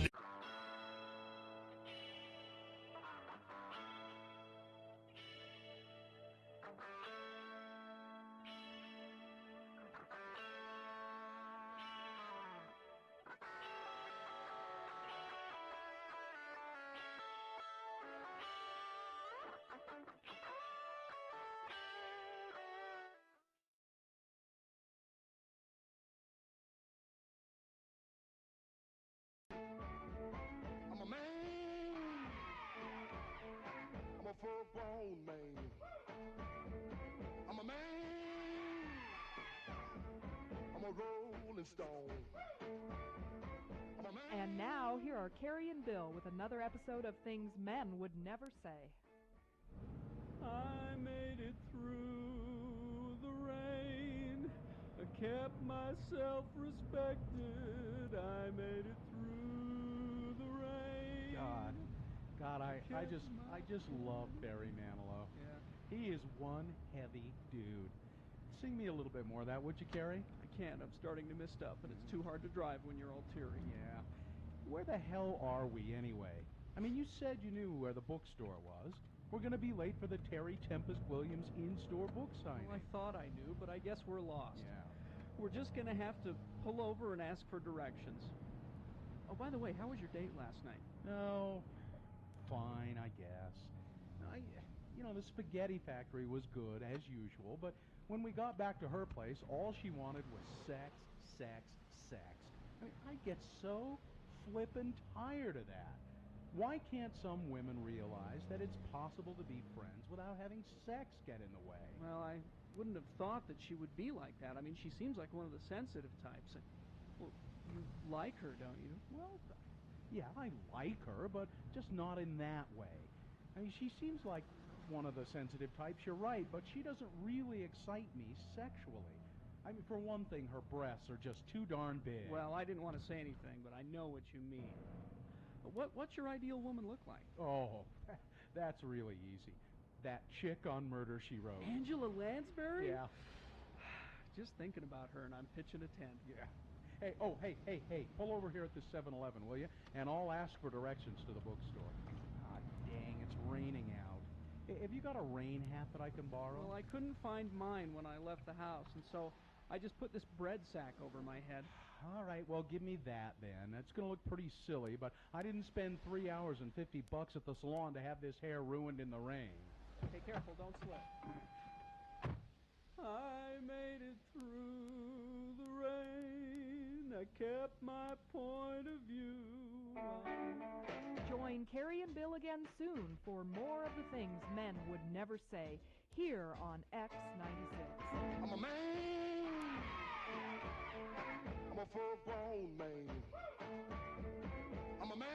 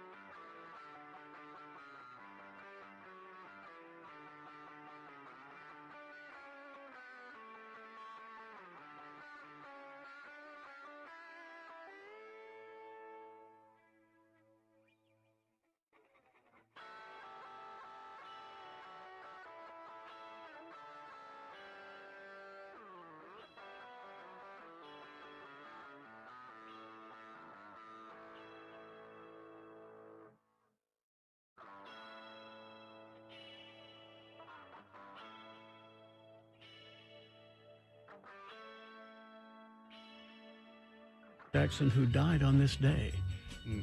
No, it's his birthday. Oh, it's his birthday. It's his birthday. Yeah. But still. Okay, he would have been. He's not fine. But he's not fine. No, he isn't. No. Let's get to Big Boy News and Opinioendo, brought to you by. Become a nurse in just 32 months at Nightingale College, blending online classes with on-ground supervised field experience, virtual college, actual nursing. Start your nursing journey at nightingale.edu, now accepting enrollments for spring semester. Come here, news is on. It's going to be a new episode. Hey. So? Yeah. So? Hey, there are people who just ruin things for everybody. I know. It's now illegal for anybody under the age of 21 to buy canned whipped cream in New York City. They're doing the whippets? Yeah. Oh, that's funny. So, but if you you're gotta have an ID to buy whipped cream. If you're 21, you can do it, I guess. Yeah. Go ahead, do whippets. The law went into effect in November of 2021. It's meant to prevent teenagers from using canned whipped cream to inhale nitrous oxide, otherwise known as whippets. Inhalants are invisible volatile substances found in common household products that produce chemical vapors that are inhaled to induce psychoactive or mind-altering effects, according to the U.S. Drug Administration fact sheet. Approximately 1 in 5 young people have used inhalants, like whippets, by the time they reach 8th grade. Abusing inhalants can cause damage to parts of the brain that control thinking, moving, vision, and hearing. I think I've told the story before. Again, I maintain that I would be a genius today. I'm pretty smart. You've killed a lot of brain cells. But I would be a genius if they had, if I'd grown up in a time when there was no, when there was unleaded gas. When I was growing up, there was leaded gas, and that destroys your brain cells. And then my grandfather had a lumber business in Ogden, and I used to work there in the summers, like when I was 12, 13, well, even earlier than that. And I don't remember what age this was, but there was a big barrel with like a faucet on the top of it, and you could turn. And I thought, I wonder what this is. And I turned the handle, and there was this gas coming out, like shh, and I went, and I sniffed it, and I went, ooh. How many times did you do that? I went back time and time again. Bill. It was. What was it? I have no idea. Oh, gee, you don't even know. No. Have no idea. I think I eventually told my grandfather, and he removed it. What? You doing what now? Yeah, we'll take that away. But it is very. So it's alluring. Yeah, don't do it. It's very alluring when it. Don't do what Donnie Don't does. So that you can see why kids, get into that, because it's just like, wow, it's. A female prison supervisor has been arrested for allegedly having repeated sexual encounters with an inmate in her office. The Racine Journal-Times, Racine, Wisconsin, reported that sheriff's investigators received allegations that 37-year-old Racine Correctional Institute supervisor was having the sex with an inmate. Investigators learned she had given the inmate a cell phone. Well, they found photos and messages that supported the allegations. The inmate told investigators he had sex with the supervisor 20 to 40 times since April. And needless to say, it was true love, Bill. Why are you making fun of? I'm not making love? fun. I'm not making fun. Needless to say, the supervisor has lost the job. There's a story about the new prison here in Utah. Here we are. A homicide investigation underway in the death of an inmate at the Utah State Prison in Gunnison. Ted Davey was found dead Sunday morning at the Central Utah Correction Facility's Henry Housing Facility. The Utah Department of Corrections issued a statement Sunday evening after notifying Mr. Davey's family. UDC officials said his death is being investigated as a homicide by the Utah Bureau of Investigation. No further details about why it's being investigated as a homicide. Davey was serving a sentence for 4 felony counts of driving under the influence, a crime that he has been convicted of several times prior to his recent sentencing in 2019. 2 days prior, the Washington County Sheriff's Office announced a female inmate at the Purgatory Correctional Facility had died. Paige Goodwin was found unresponsive in her cell Thursday, pronounced dead after efforts were made to revive her. Officials said her death appeared to be from an unknown medical cause. They had to scrub the launch of the Artemis 1 rocket today. The rocket that has been designed to take man back to the moon, which we should never have stopped doing, but we did. How many years ago? In the 70s was the last time. I can't remember. And it's well.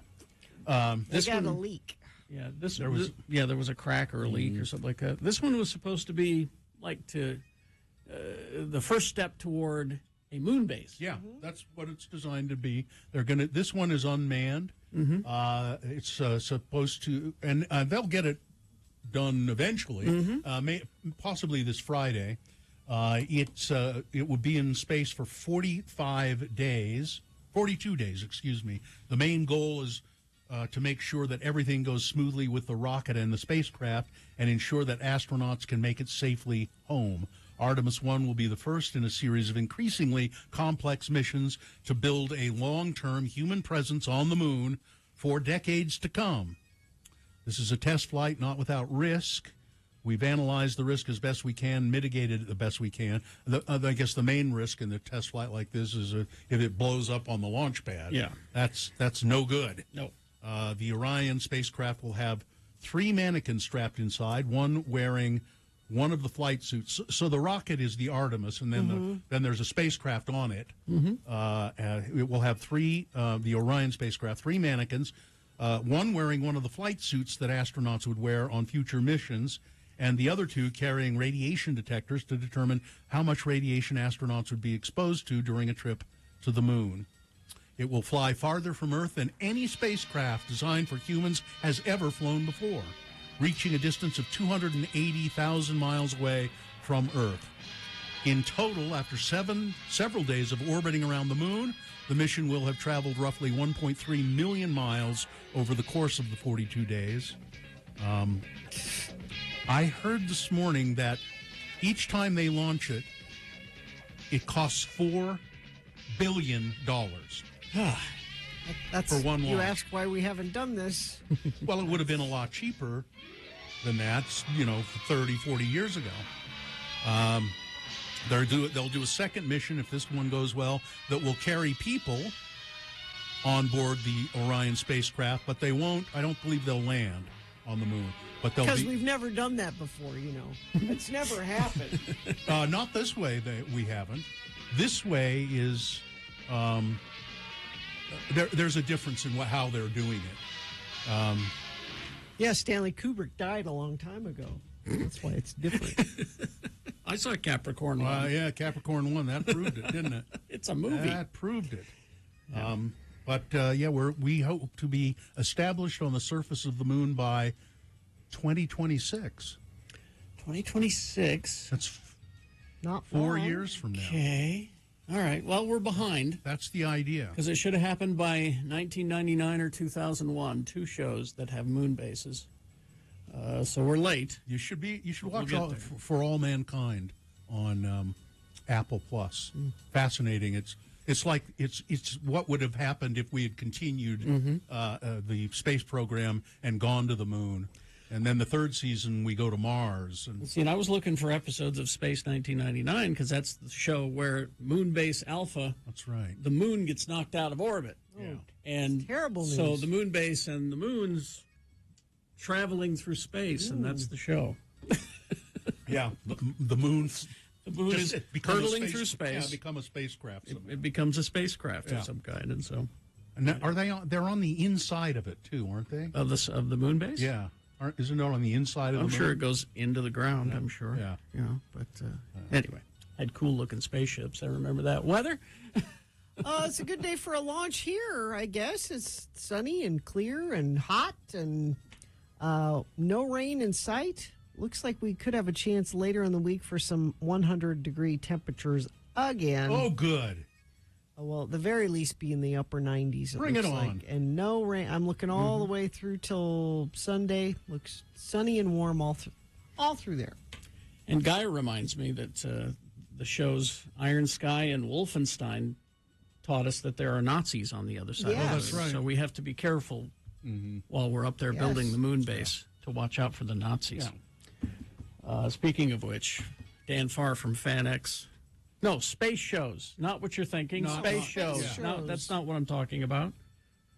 Coming up after this. Stand by. Hey, it's Marcy. You should join.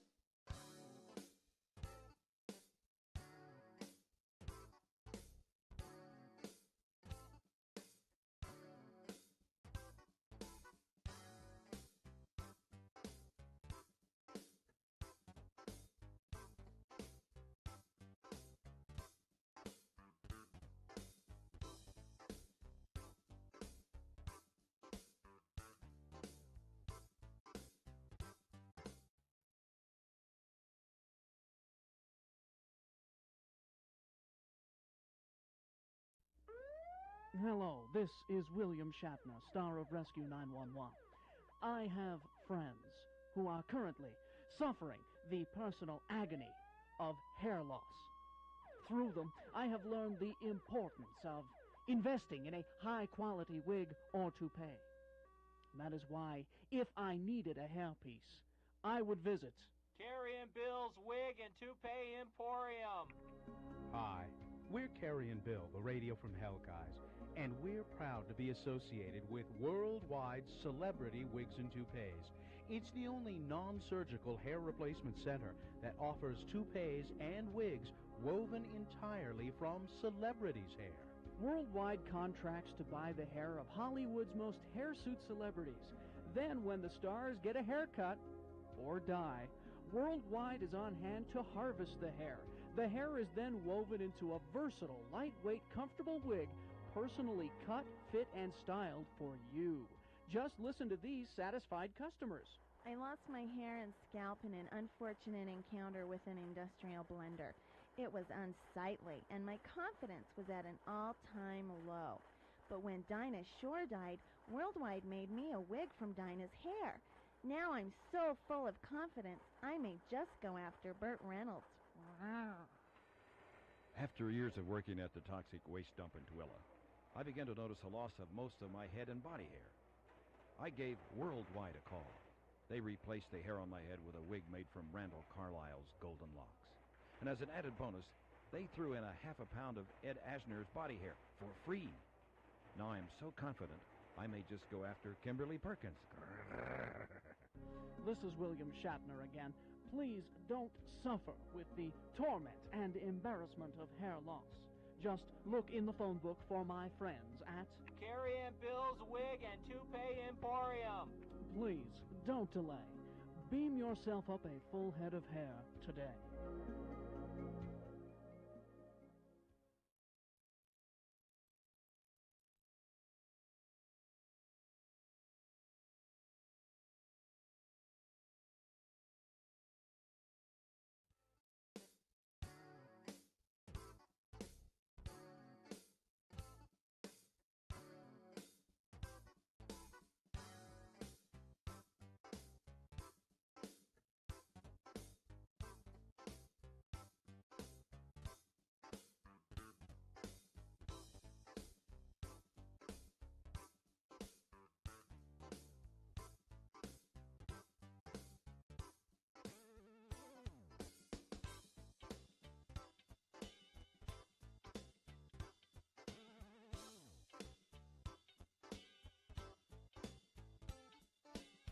9:35 right now. It's Dan Farr, everybody. Dan Farr Hello. from Fan X. Hello, Dan. What is your title with Fan X? What do they?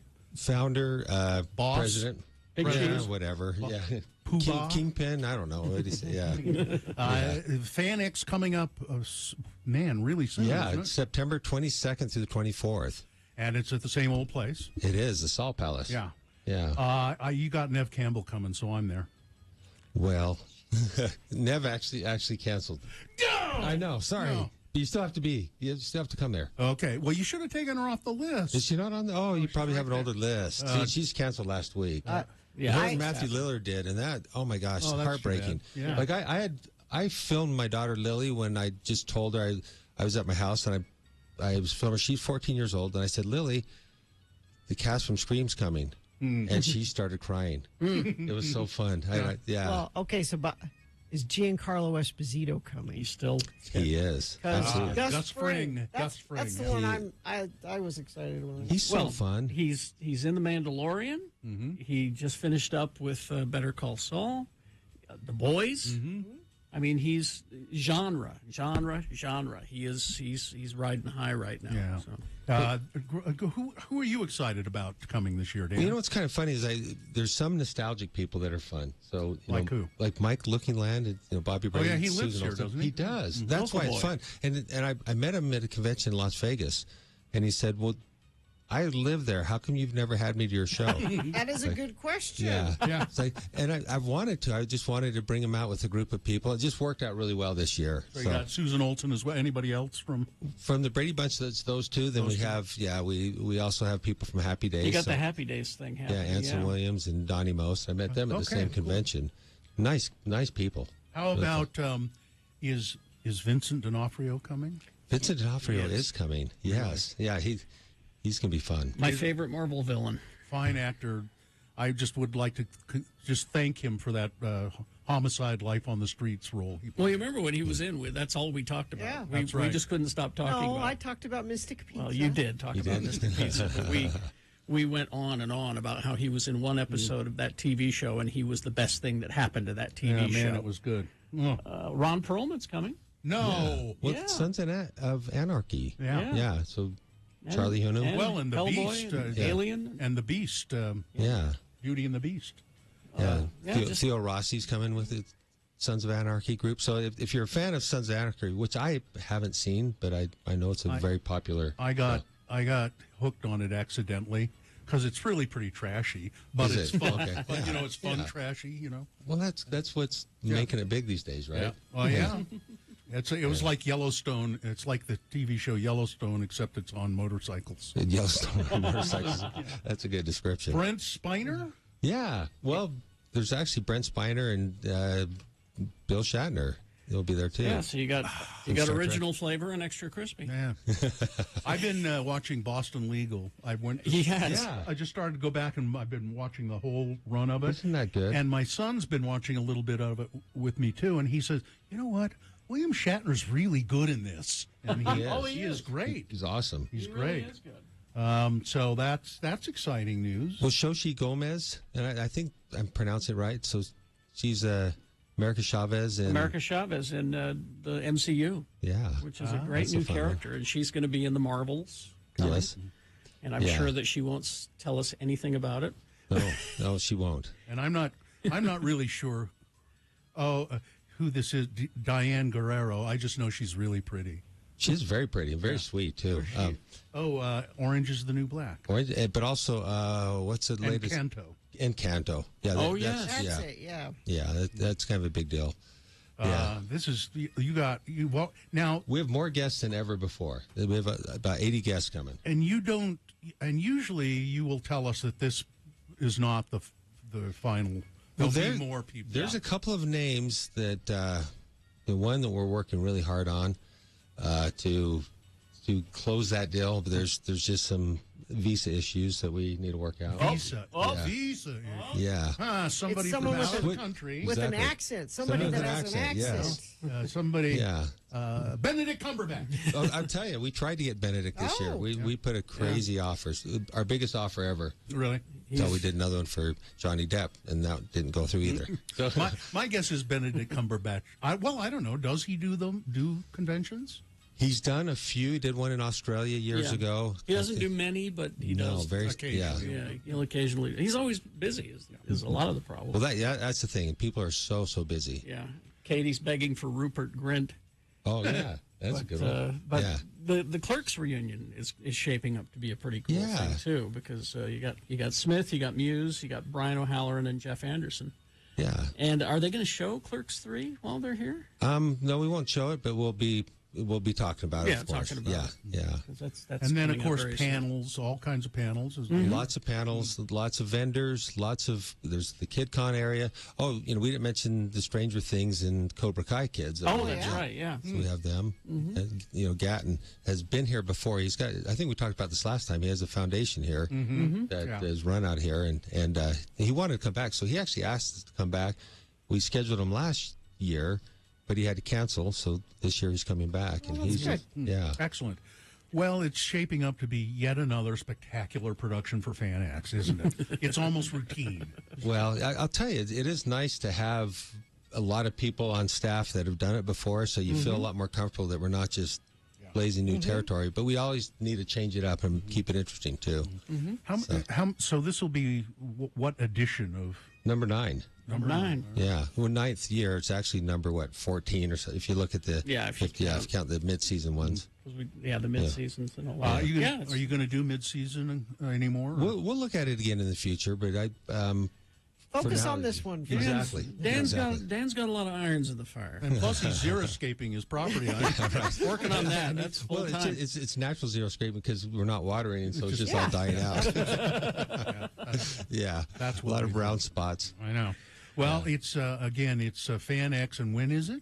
It's September 22nd through the 24th. And you can give ticket information and the tiers of things you can do. Well, so just go to fanx.com, and so we have single day passes, multi-day passes, gold, and VIP passes. So excellent. FanX number 9. No, who would have? You're a visionary. That's what you are, really.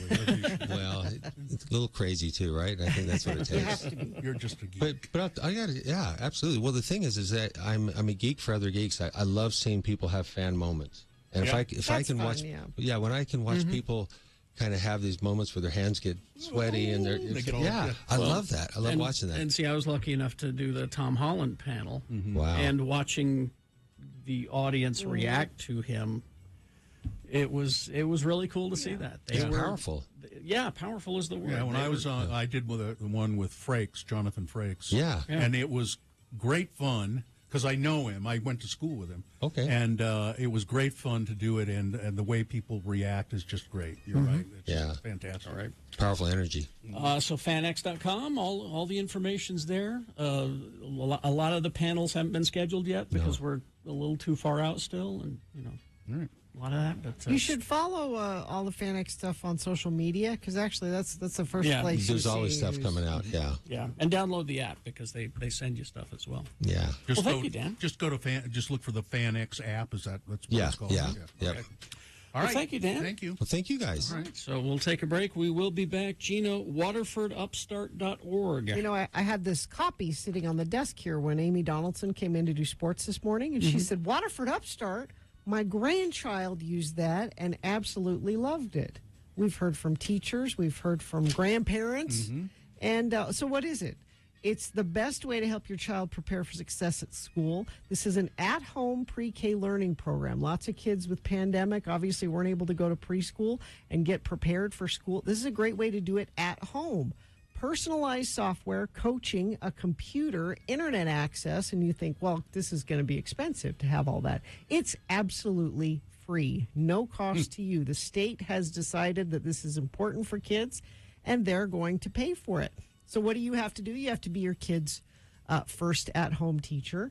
And you have to go to the website and sign up for it. But it's absolutely free. So celebrate learning together with Waterford Upstart. Just go to waterfordupstart.org. We are paying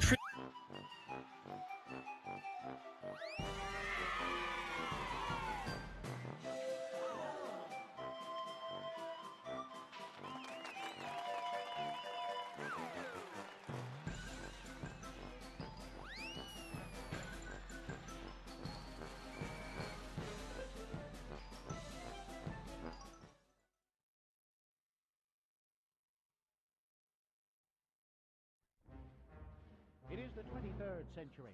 Humans have left the lowly confines of planet Earth and have sought their destiny among the stars. While many things have changed, one constant remains: the need for young men to venture forth and do the work of the Lord.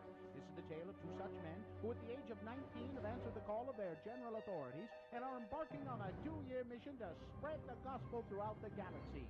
This is the story of Space Elders!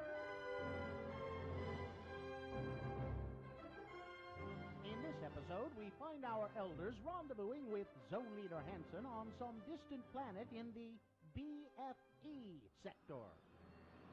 Hey, Butch, what you got there? Oh, it's a care package for my folks. You know, my mom means well, but she just doesn't understand the physics involved in sending stuff from home. Well, what you mean? Well, the cookies she sent are fine. They're hard as a rock, just the way I remember them. It's the lime jello with shredded carrots in it that causes problems. You know, even in Tupperware, this stuff goes bad after a week in hyperspace.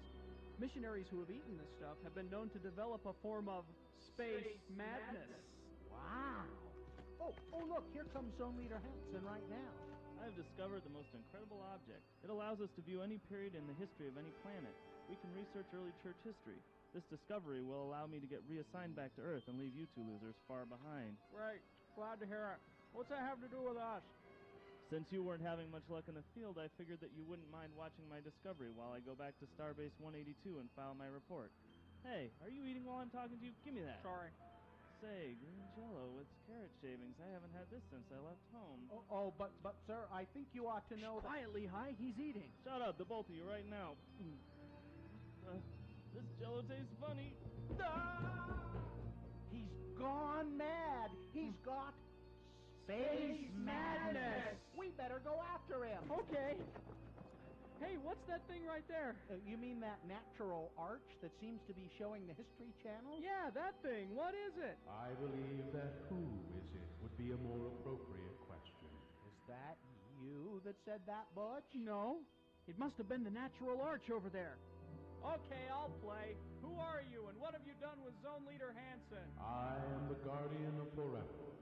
Hansen has entered through me into your world's past. Entered through you? Well, I guess we can get back to tracking now, huh, Lehigh? No, we most certainly can't. Huh? We need to get Zone Leader Hansen back and cure his jello-induced space madness.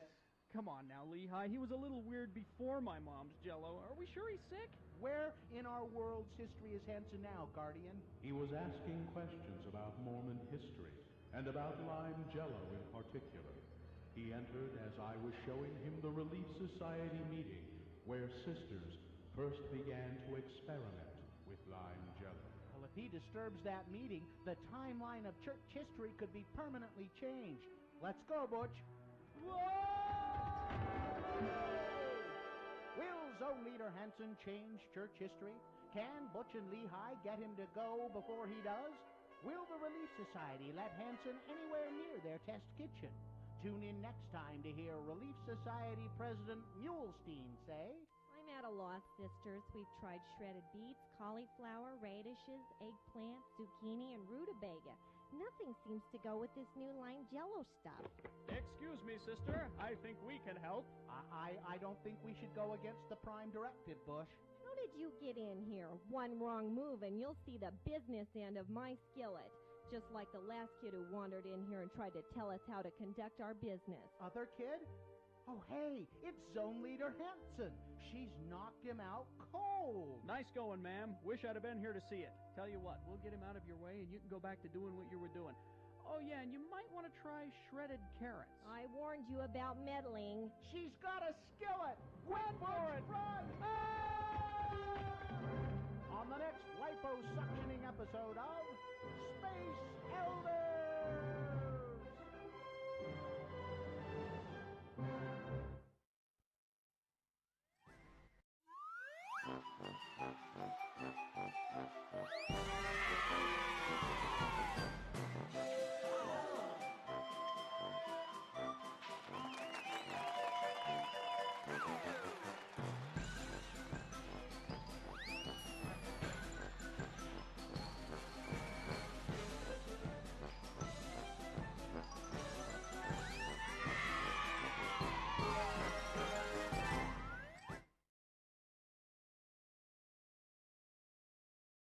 Gina wearing a turtleneck sweater today.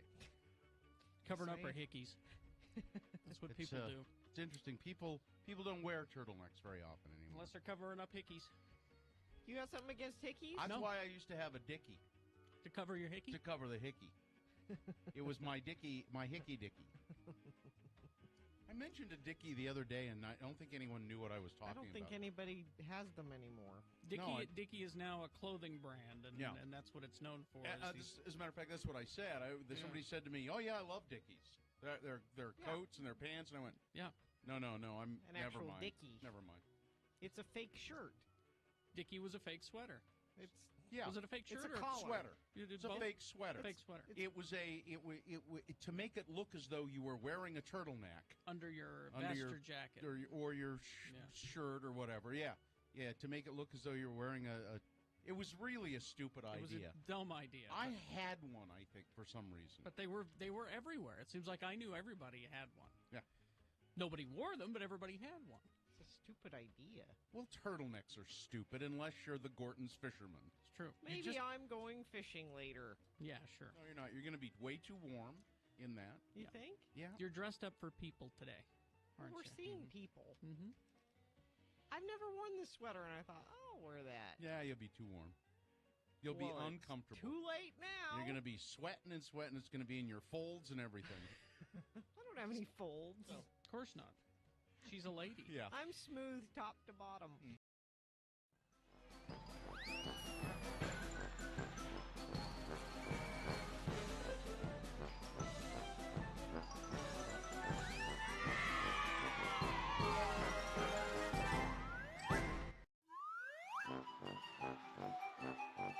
$252. What? I think it's in excess. Yeah. You said it like a question. In excess. All right. We've made a grievous error today. What did we do? If the show was off today, it's because we started it What do you mean incorrectly. we? What do you mean we? Well, why are you implicating me in this? Well, because I don't have anything to do all for with one and it. one for all, Bill. I don't. Well, all right. Okay, I'll support you. Isn't that the Radio from Hell slogan where we go one? What is it? Yeah, we're all, We're all gonna go. Yeah, that's right. Let's all go. Let's all at the same time. Let's all go. Do you have to go? I have to go. I gotta go.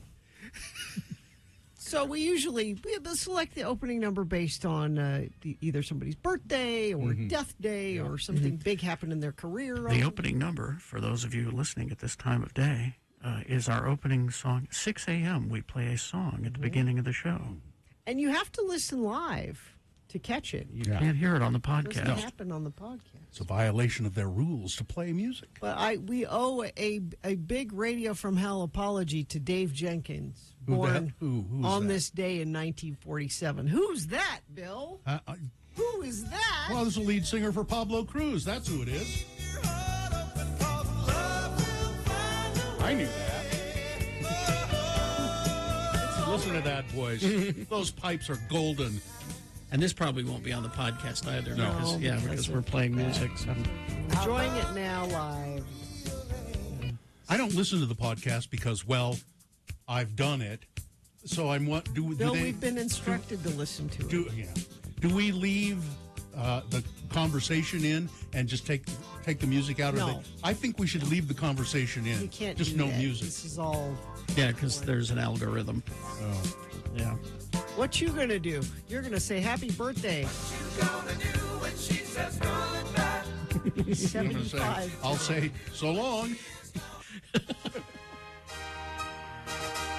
Oh, You know this one. I do? You know this one. Yes. Oh, man.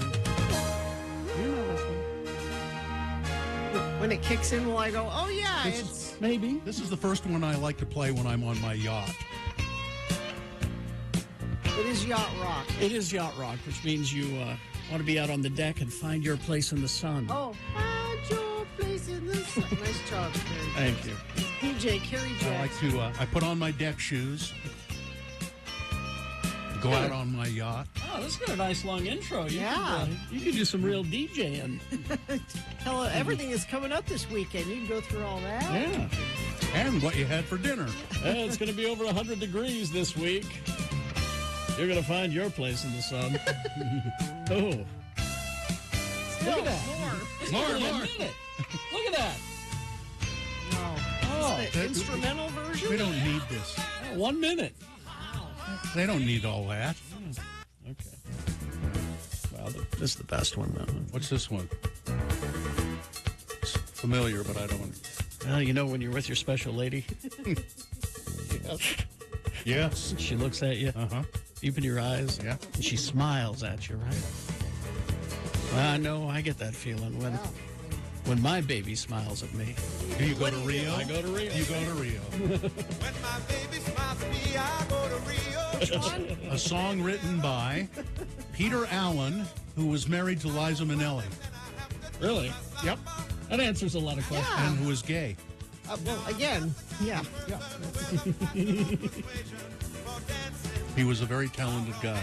Yeah. Died too soon. All right. And he was better singing it than what Birthday Boy there. And as somebody texted in, so you're saying that Devo is no Pablo Cruz. That's what we're saying. Apparently. Did David Bowie refer to Pablo Cruz as the band of the future? No. Did not. Did David Bowie know who Pablo Cruz was? Probably not. Probably not. No.